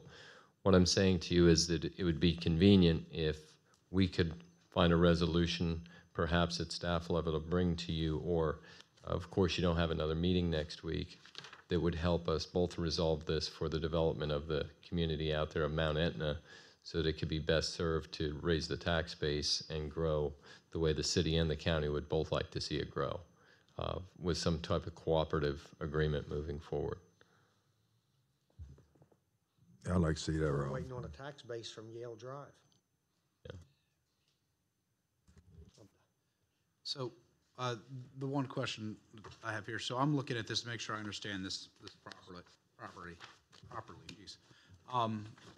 Under our current, the counties, it says the N means no, right? Under the Yes, thing. Okay, yes. so it says ambulatory healthcare services with the exception of outpatient substance abuse centers. And then we have nursing homes and residential care facilities for the elderly. But on the proposed, the city would allow those. Right. And if I'm correct, the hospital owns the majority of the land on that proposed area. 70, almost 80 acres out of 100. Yeah. And if we're looking at development of that, there's a possibility that they could be asking for healthcare services or residential facilities for the elderly. It's possible. I suppose it's possible. And, I mean, We have no feedback from the hospital about what they're planning for that land. I want to make sure that's clear. yeah, I understand. Because they are healthcare-related business, then yeah, it would make sense that they would want to be developing other healthcare-related uses, but we have nothing from the hospital that says that at the moment. And we're putting in a bridge and a road to connect everything for development. I mean, to me, the city wants to annex this for, growth reasons, and to connect to the water and sewer, correct? So I guess I don't see the downside of the express approval. Rob, let's go back, and I don't either at this point, Court, but I'm still trying to get my head around it. Let's go back to the last proposal you had. Repeat that again, for the county to come up with a resolution or a suggestion, or however you worded it. So what I'd like to offer, I don't know if the city would be amenable to it, is we do grant express approval, and in return, the city consider further our request to have and maintain the roadways and even the pond in some approval with the county's support of whatever that is. Mike had mentioned some letter of support in the future for grant funding and that type of thing, which I think is completely, we should be amenable to for future bridge maintenance and so forth, state grant funding and that type of thing. I would like to think, and Mike's here, I would like to think we can work out cooperatively some type of an agreement that could be brought before both bodies, at least a try to do that, to coordinate on some growth out of Mount Etna. Some cooperative agreement on maintenance and repair of that road on there as we work together as a team. I would like to, I don't know, Terry and Wayne and Jeff and Ford, I'd like to see the county take a little bit of a lead on this and bring us something back that it's more clarity for me. Yeah, and it also should include, once Chief's property's annexed in, any of the other properties that are annexed in, it should include the roads that are within them also, Yale Drive, et cetera. Or we're going to get stuck with that one. Is there a time limit on this express approval? Because Well, technically, you have the 5 years that if you don't give your express approval, then that restriction is going to be in place for 5 years. So do you mean at any point in other- that 5 years we could grant express approval at any point in that 5 years, or is it like now or never? We have 3 weeks, Steve. I believe it's 2 weeks. you have up to the end of the 5 years. The other time limit is that the mayor and council have kept the record open for their public hearing, and that's what we were trying to do, is get a decision so that they could consider that when they do make their decision about the annexation. can somebody explain what's the downside of granting this express approval? Okay, I wanted to say, I don't want you to think that we are trying to lead you to determining that they are or are not substantially different. I'm just pointing out that there are lots of uses that are not allowed in one of the zones. I'm trying to say it's your judgment about whether it really is substantially different to you, and there's no downside, there's no up or down to granting the express approval either. Naturally, zoning districts in the city and the county are going to be different because they're different entities, and you have the density and all that sort of thing in the city, and a much different density and need in the county. So obviously they're going to be different. So we tried to present all of the information so that you could make a judgment. Substantially different, yes or no? If it's yes, express approval, yes or no. And one last thing, I would encourage you to make it part of the record, a decision part of the record, so that we will have the record 5 years from now if the question comes up again. It will already be decided. Two questions I have. One, I've been approached by some members of the hospital board with their concern, and I see there's a letter in our packet here from their attorney. Is it appropriate, Jason, do you have any comment? Is it appropriate to hear from their attorney? Or maybe you have no comment other than the letter. That letter the letter was presented to the mayor and council during the hearing, and that's why we included it here. So it's part of the mayor and council's record of the hearing. Rob, pardon the interruption, what's the total cost of the bridge, stormwater management, pond, and the roads up to this point? Sure. So the bridge is about 7 million, and round numbers, the road and so forth is about 3. So that's an excellent point that the county is building at approximately $10 million in round numbers. So to Commissioner Baker's question, there could be additional roads that we will build out there? There is the extension to Robinwood as well that's in the future, yes. I'm just going to say it like it is. Looks like the hang up is, does the county wants the city to pay for the roads and bridges, or to more accurately take over maintenance and maintain after we build? Is there some way that we can meet and discuss that as some That's what type of Rob joint- proposed, to come up with an agreement, right? Yeah, and that seems to be the hiccup. So why don't, Rob, you and Mr. Spiker, two administrators of both bodies, meet and see if we can come up with agreement in the near future that's amicable. This is an important economic development issue.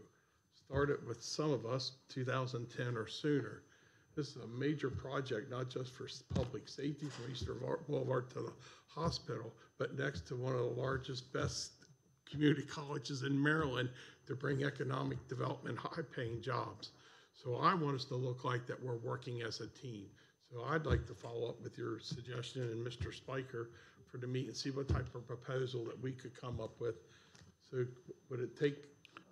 I agree, but we haven't solved the express approval here Well, yet. we don't have to grant that to I know that, but does it hinder or help us, Rob, with what you want to do? I've got to say it's probably leaves a card on the table to, if we could go forward in good conscience and good faith with the city and extend the olive branch, the express approval would probably be most beneficial. I think we have to have some trust and confidence in that. I think our county attorney's office may have a suggestion that express approval should be considered separate of this, but it certainly does play into it at this time. You see a downside, Kirk? Well, the legal question before you regarding express approval is, one, whether or not the zoning districts are substantially different. If they are, and you want to grant express approval, you do that. If they aren't, you don't necessarily need to do anything. You asked if there are any downsides. In this situation where there's significant infrastructure that probably still needs to be built before there is significant development of that property, that may take 5 years or the majority of 5 years before that happens. So whether you grant express approval or not, it may have no practical effect here. If this was a situation where annexation was being pursued because there was a project that was immediately imminent, and if there was substantial distinction between the zoning differences, then yes, it could have a major impact on how things proceed if express approval is granted or is not granted. In this situation, will it ultimately have much of a difference at the end of the day? Probably not. Just given the timelines and the situations that or the current circumstances that are affecting these properties. And it sounds like the argument could be made that there is not that the zoning districts are similar enough that you may want to consider it and grant express approval, just to clarify that there aren't any questions if this were to come up later. If I could offer a couple of points regarding the similarity and the express approval, which I think it may help Mr. Wagner in his assessment. The question becomes is, where is the negative here if you don't do the consent approval or the express approval? From the city's perspective, I don't believe there is one way or the other.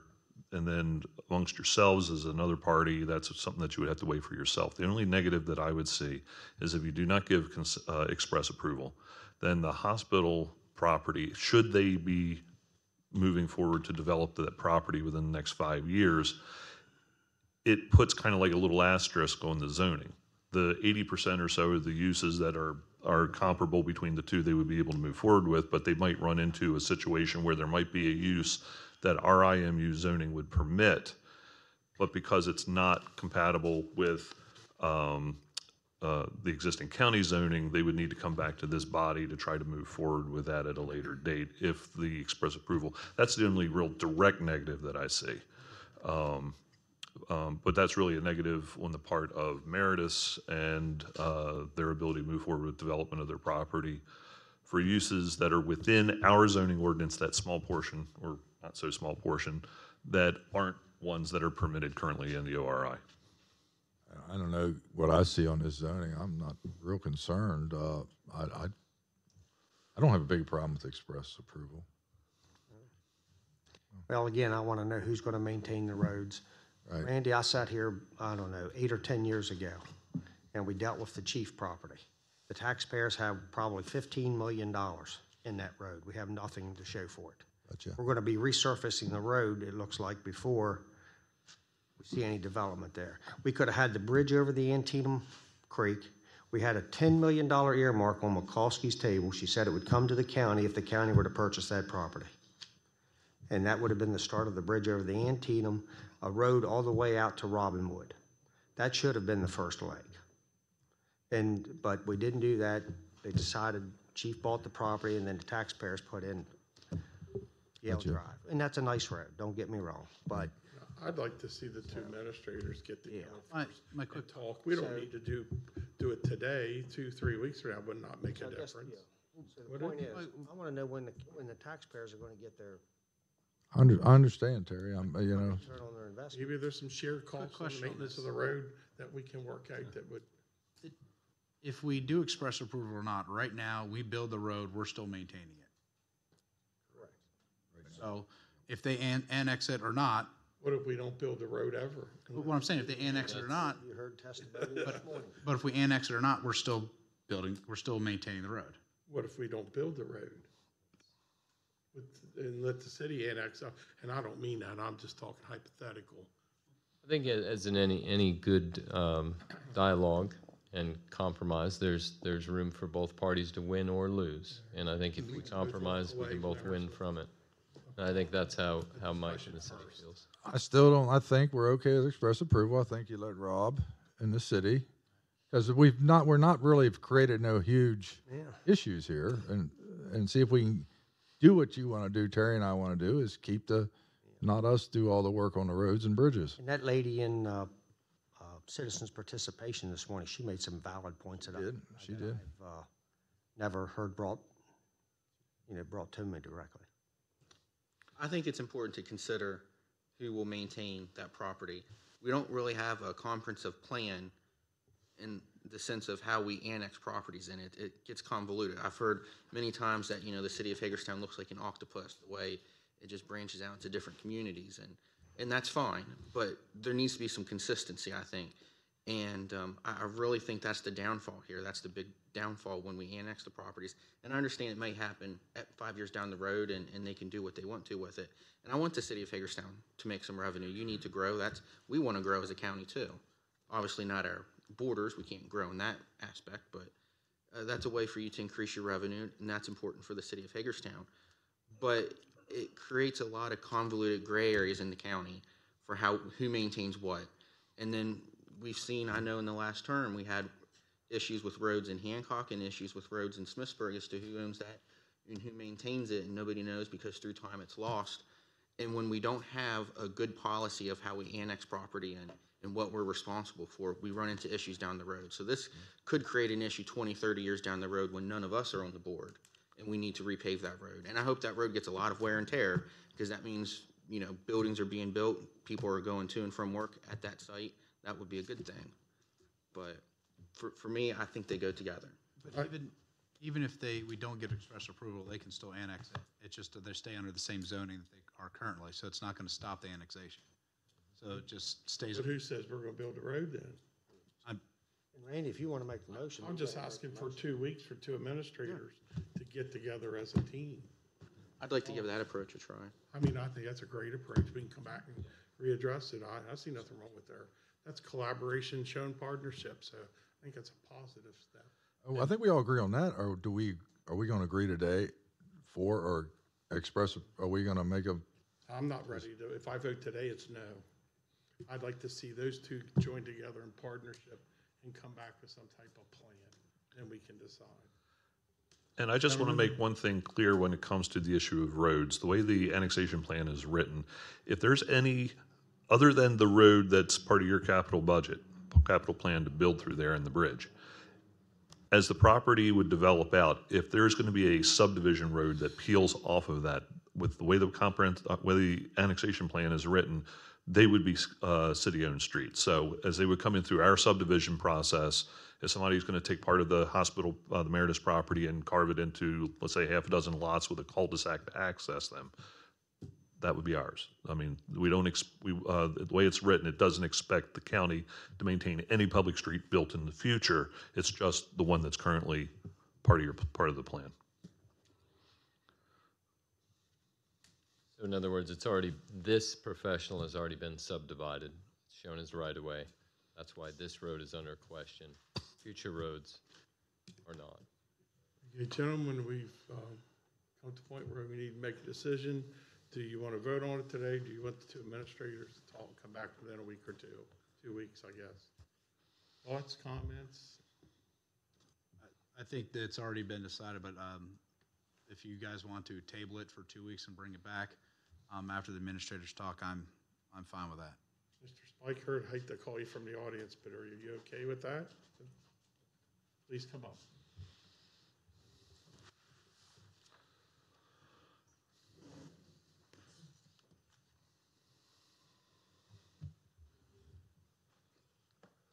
Good afternoon. Mike Spiker, Interim City Administrator for the City of Hagerstown. Rob and I are meeting Thursday afternoon. We will have staff with us, Scott Hobbs and Rodney Tissue. Rob and I have had many discussions in the last January and February timeframe. We're going to try to get together, work for a consensus that both sides at the staff level can live with, and bring it back to both entities for discussion. Well, from what I've heard, that's a summary of what Rob has shared with me about the city's willingness to work with us, so I applaud that effort. Yep. Thank you. And I think it should be noted that we're currently working cooperatively with the city on the acquisition of the parcels that's necessary for the build out of that road and the construction of the bridge. So Yes, sir, that's correct. Notwithstanding the discussions today, we are working cooperatively, and this is just a discussion to figure out how we can keep doing that in the future. Yes, sir. We agree. Okay. That's right. Well, gentlemen, if we're okay, we'll come back after that joint meeting. Thank you, Mr. Spiker. Thank you all.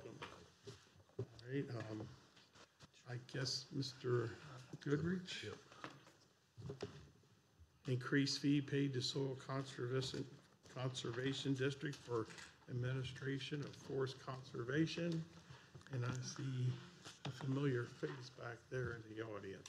If you'd like to join. I hope this one is not as complicated as the first one. And I can summarize it in one sentence. Soil Conservation District provides services to the county for a fee, and they need a raise. The fee was established, the current one of $700 per acre was established in 2003, I believe. It's been 15 years since that fee was changed at all. It's certainly reasonable to expect that for the services that they provide for this program, that they should get a raise to $900. That's really what it comes down to. If you want to go into the details of the program, the Forest Conservation Program, where we get the money and how that money is spent by the district, we can do that. But if you want to make it really easy, make at least one thing really easy, that's what we're talking about. Elmer is here representing the district. They're the guys that do all the work in this program, and this fee that we're talking about goes to them for that work. I can answer questions if you want and go into more detail. So you have the word developers. I'm sorry, what? You put down there payments from developers. Does that mean somebody just building one house on one lot? It could. So it increases their cost another $200? It could. Sometimes the single-family home builder, it's more convenient and more reasonable and makes more sense for them to pay the fee in lieu of than it does to be planting forest on that particular piece of property. The Forest Conservation Ordinance that the county adopted in 1993 was a requirement of the State Forest Conservation Act. And one of the many ways that developers, whether they're thousands of homes or commercial development or one or two single-family homes, one of the ways that developers can comply with the requirements of the ordinance is to pay a fee in lieu of planting forest or protecting existing forest.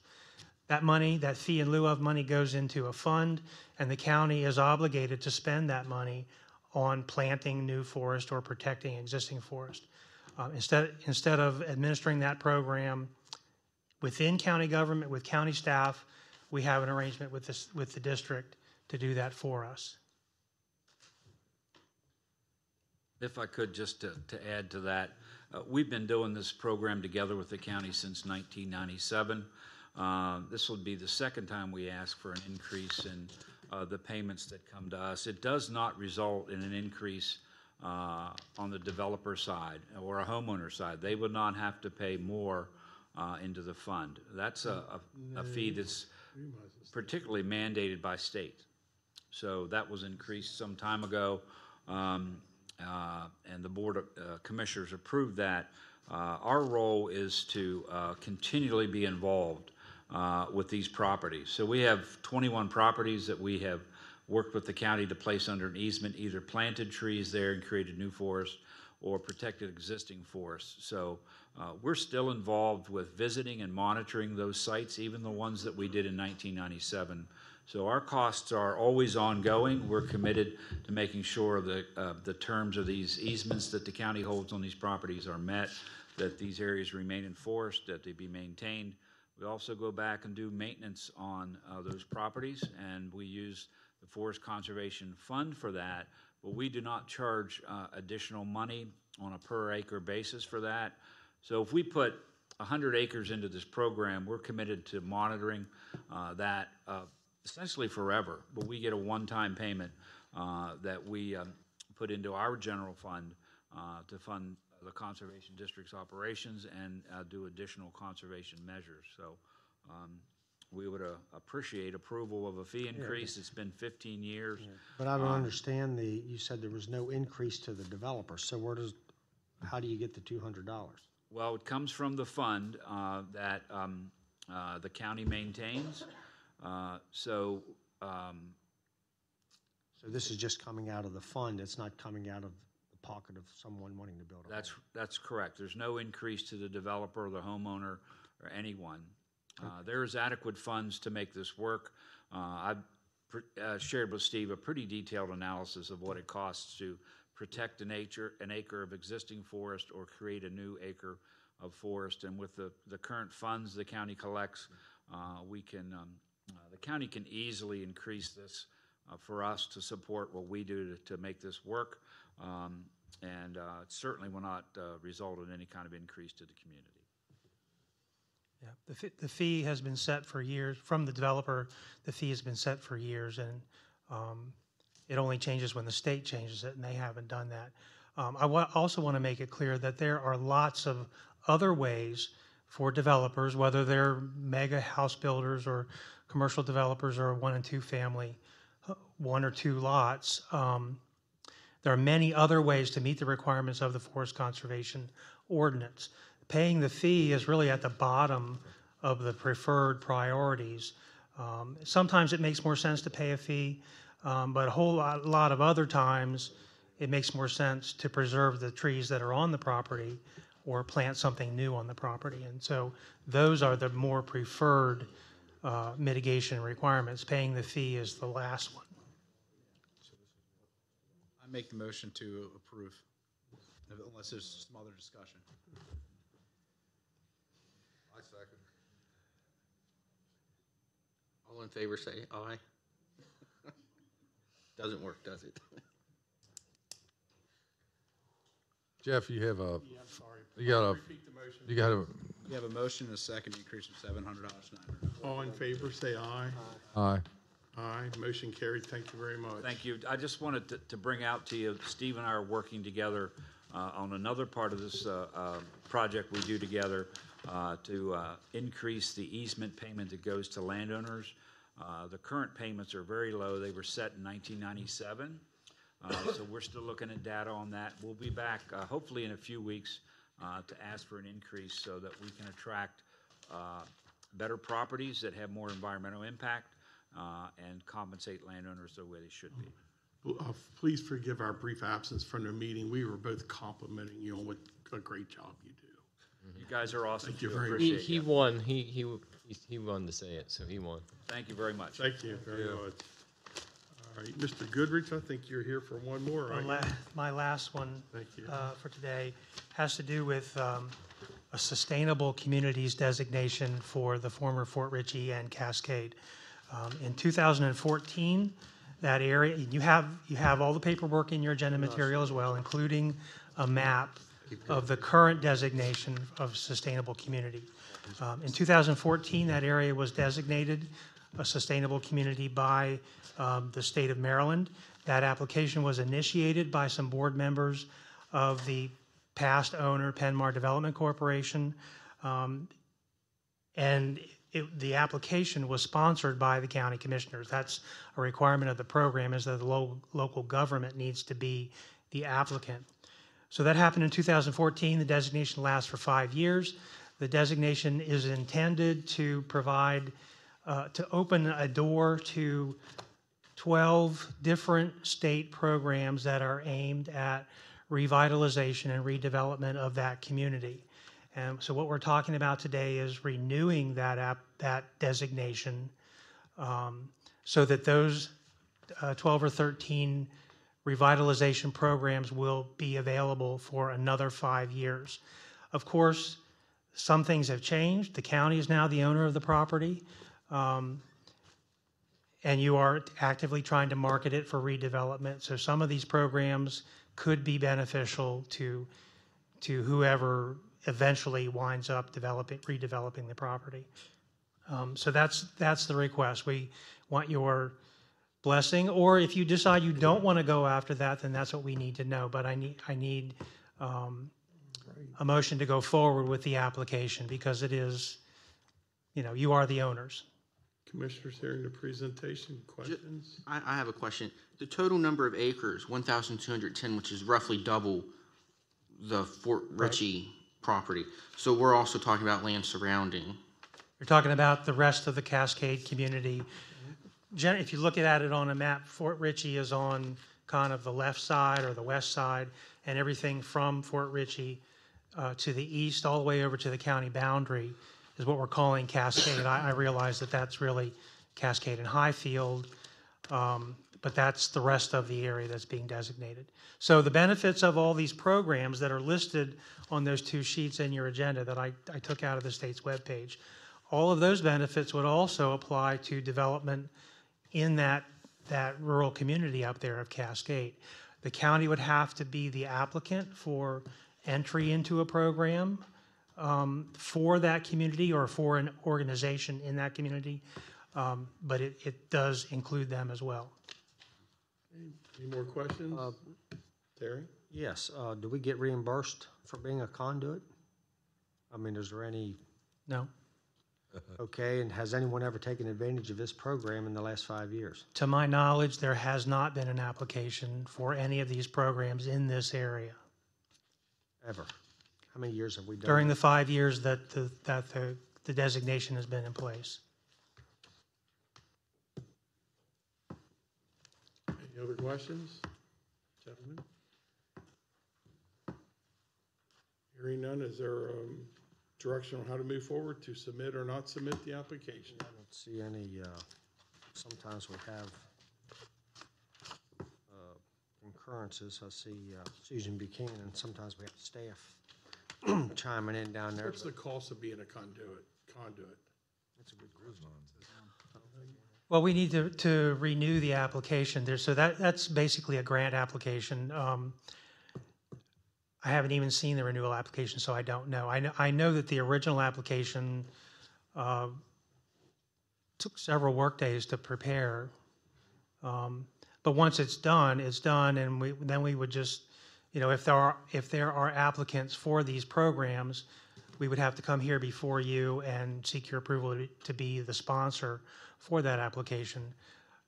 It's hard to put a price on, but it's the kind of work that the county, especially planning and zoning, does on a routine basis.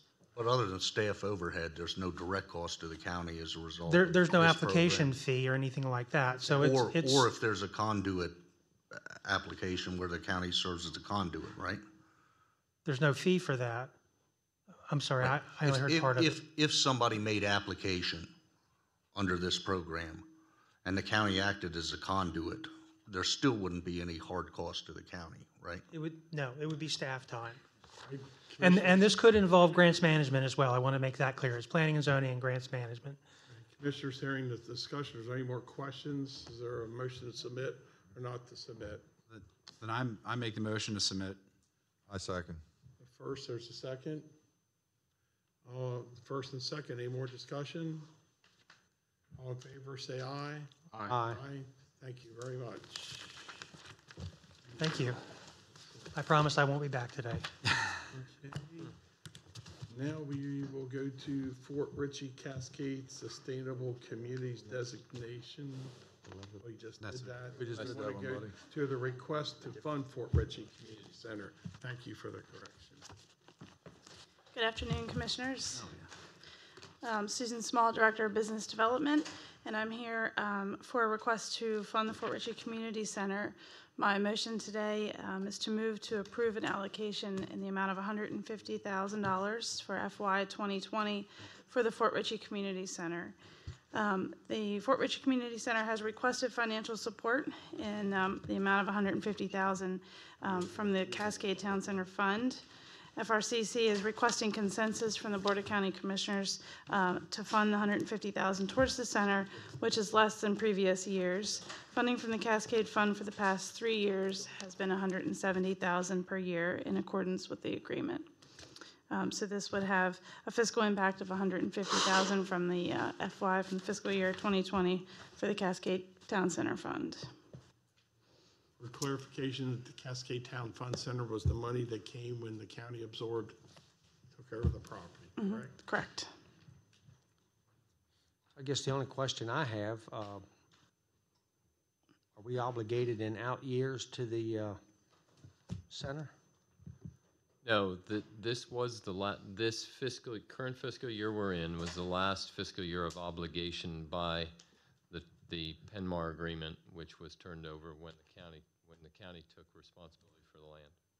So you do not have that, no. There were discussions previously with the community center and with the board, but there is no, from what we've found, there was no formal extension of any obligation from those coming out. The 2020 fiscal year? Right, beyond that.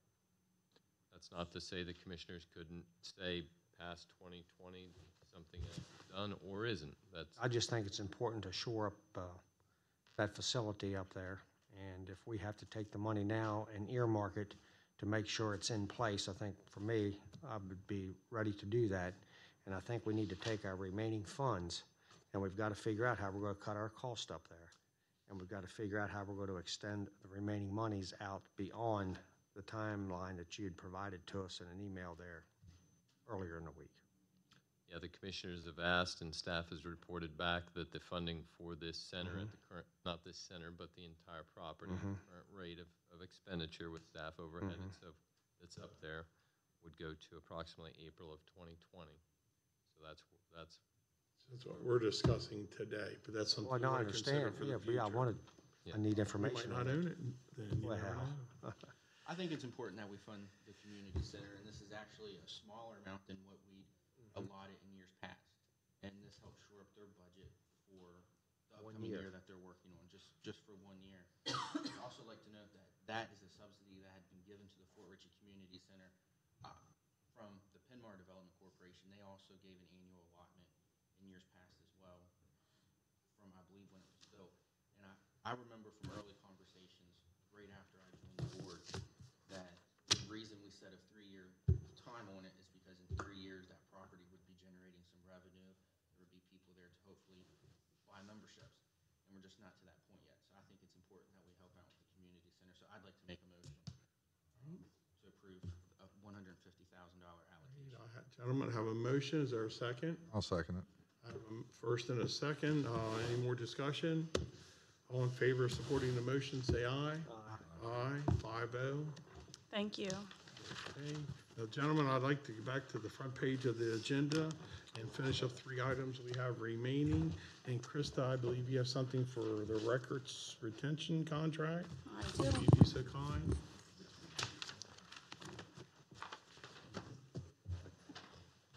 Commissioners, I'm requesting approval of a budget transfer in the amount of $26,000, which will be coming from the Contingency General Operations Fund and placed into the Clerk's Operating Fund for consulting services.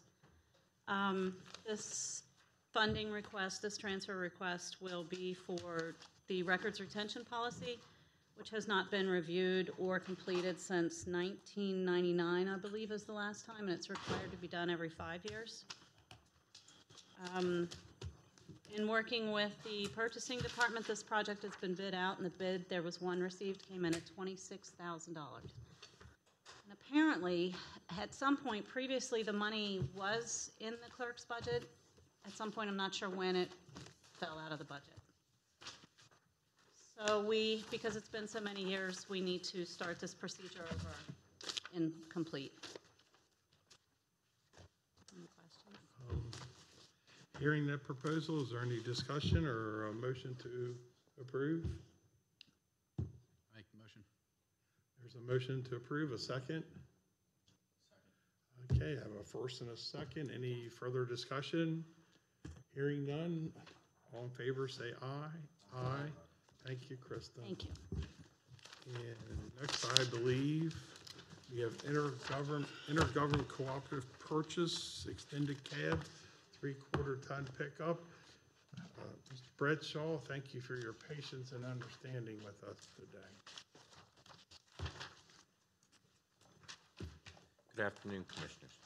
I'm here today to request permission to purchase two brand-new pickups utilizing the state contract that the state awarded through their office.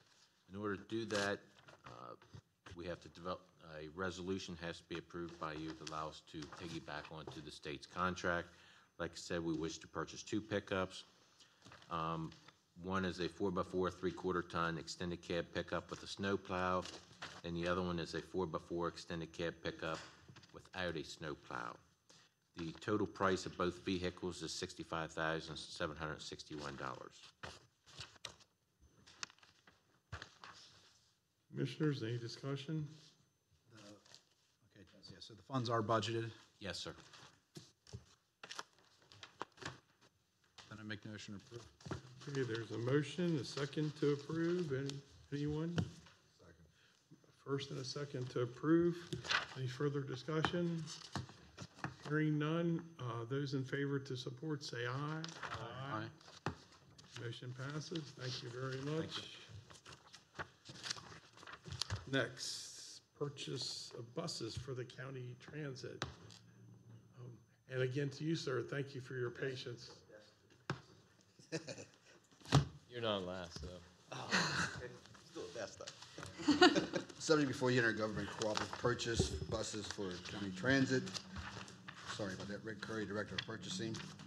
Recommended motion authorized by resolution to purchase 6 medium-sized duty buses from American Truck and Bus of Annapolis, Maryland, at a cost of $279,429 for a total cost of $1,676,574, and also to utilize another jurisdiction's contract awarded by Cecil County, Maryland, which was also approved by the Federal Transit Administration and Maryland Transit Administration. Currently, those 6 buses we're talking about are 12 years old, have over 300,000 miles, which has exceeded their life expectancy by the Code of Public Laws of Washington County. This board can procure goods and services that are awarded by another jurisdiction.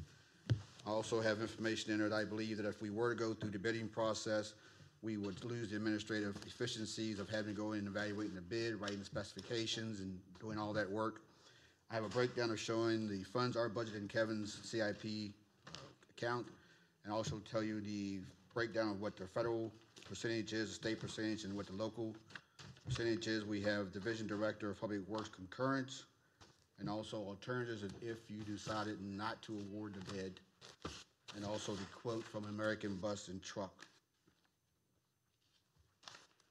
Just to clarify, our cost, because much of the cost of the buses is grant funded, our cost is 10%, so $167,000, give or take, right? That's correct. That's our cost. It's 80% Fed, 10% state, 10% local. I just have a curious question here. It's not a whole lot of weight into any of it, but it costs almost $4,000 to train somebody. It takes 2 days and almost $4,000. Am I reading that wrong? Yes, and that's mainly for the mechanics. These vehicles will have Cummins engines, Allison transmissions. Oh, that we that's, currently do not have. mechanical training. They will come Oh, to our okay. site to do that. I right. understand that part. Correct. I thought it was driving training. No. Okay, gotcha. No, finished. Any more questions, commissioners?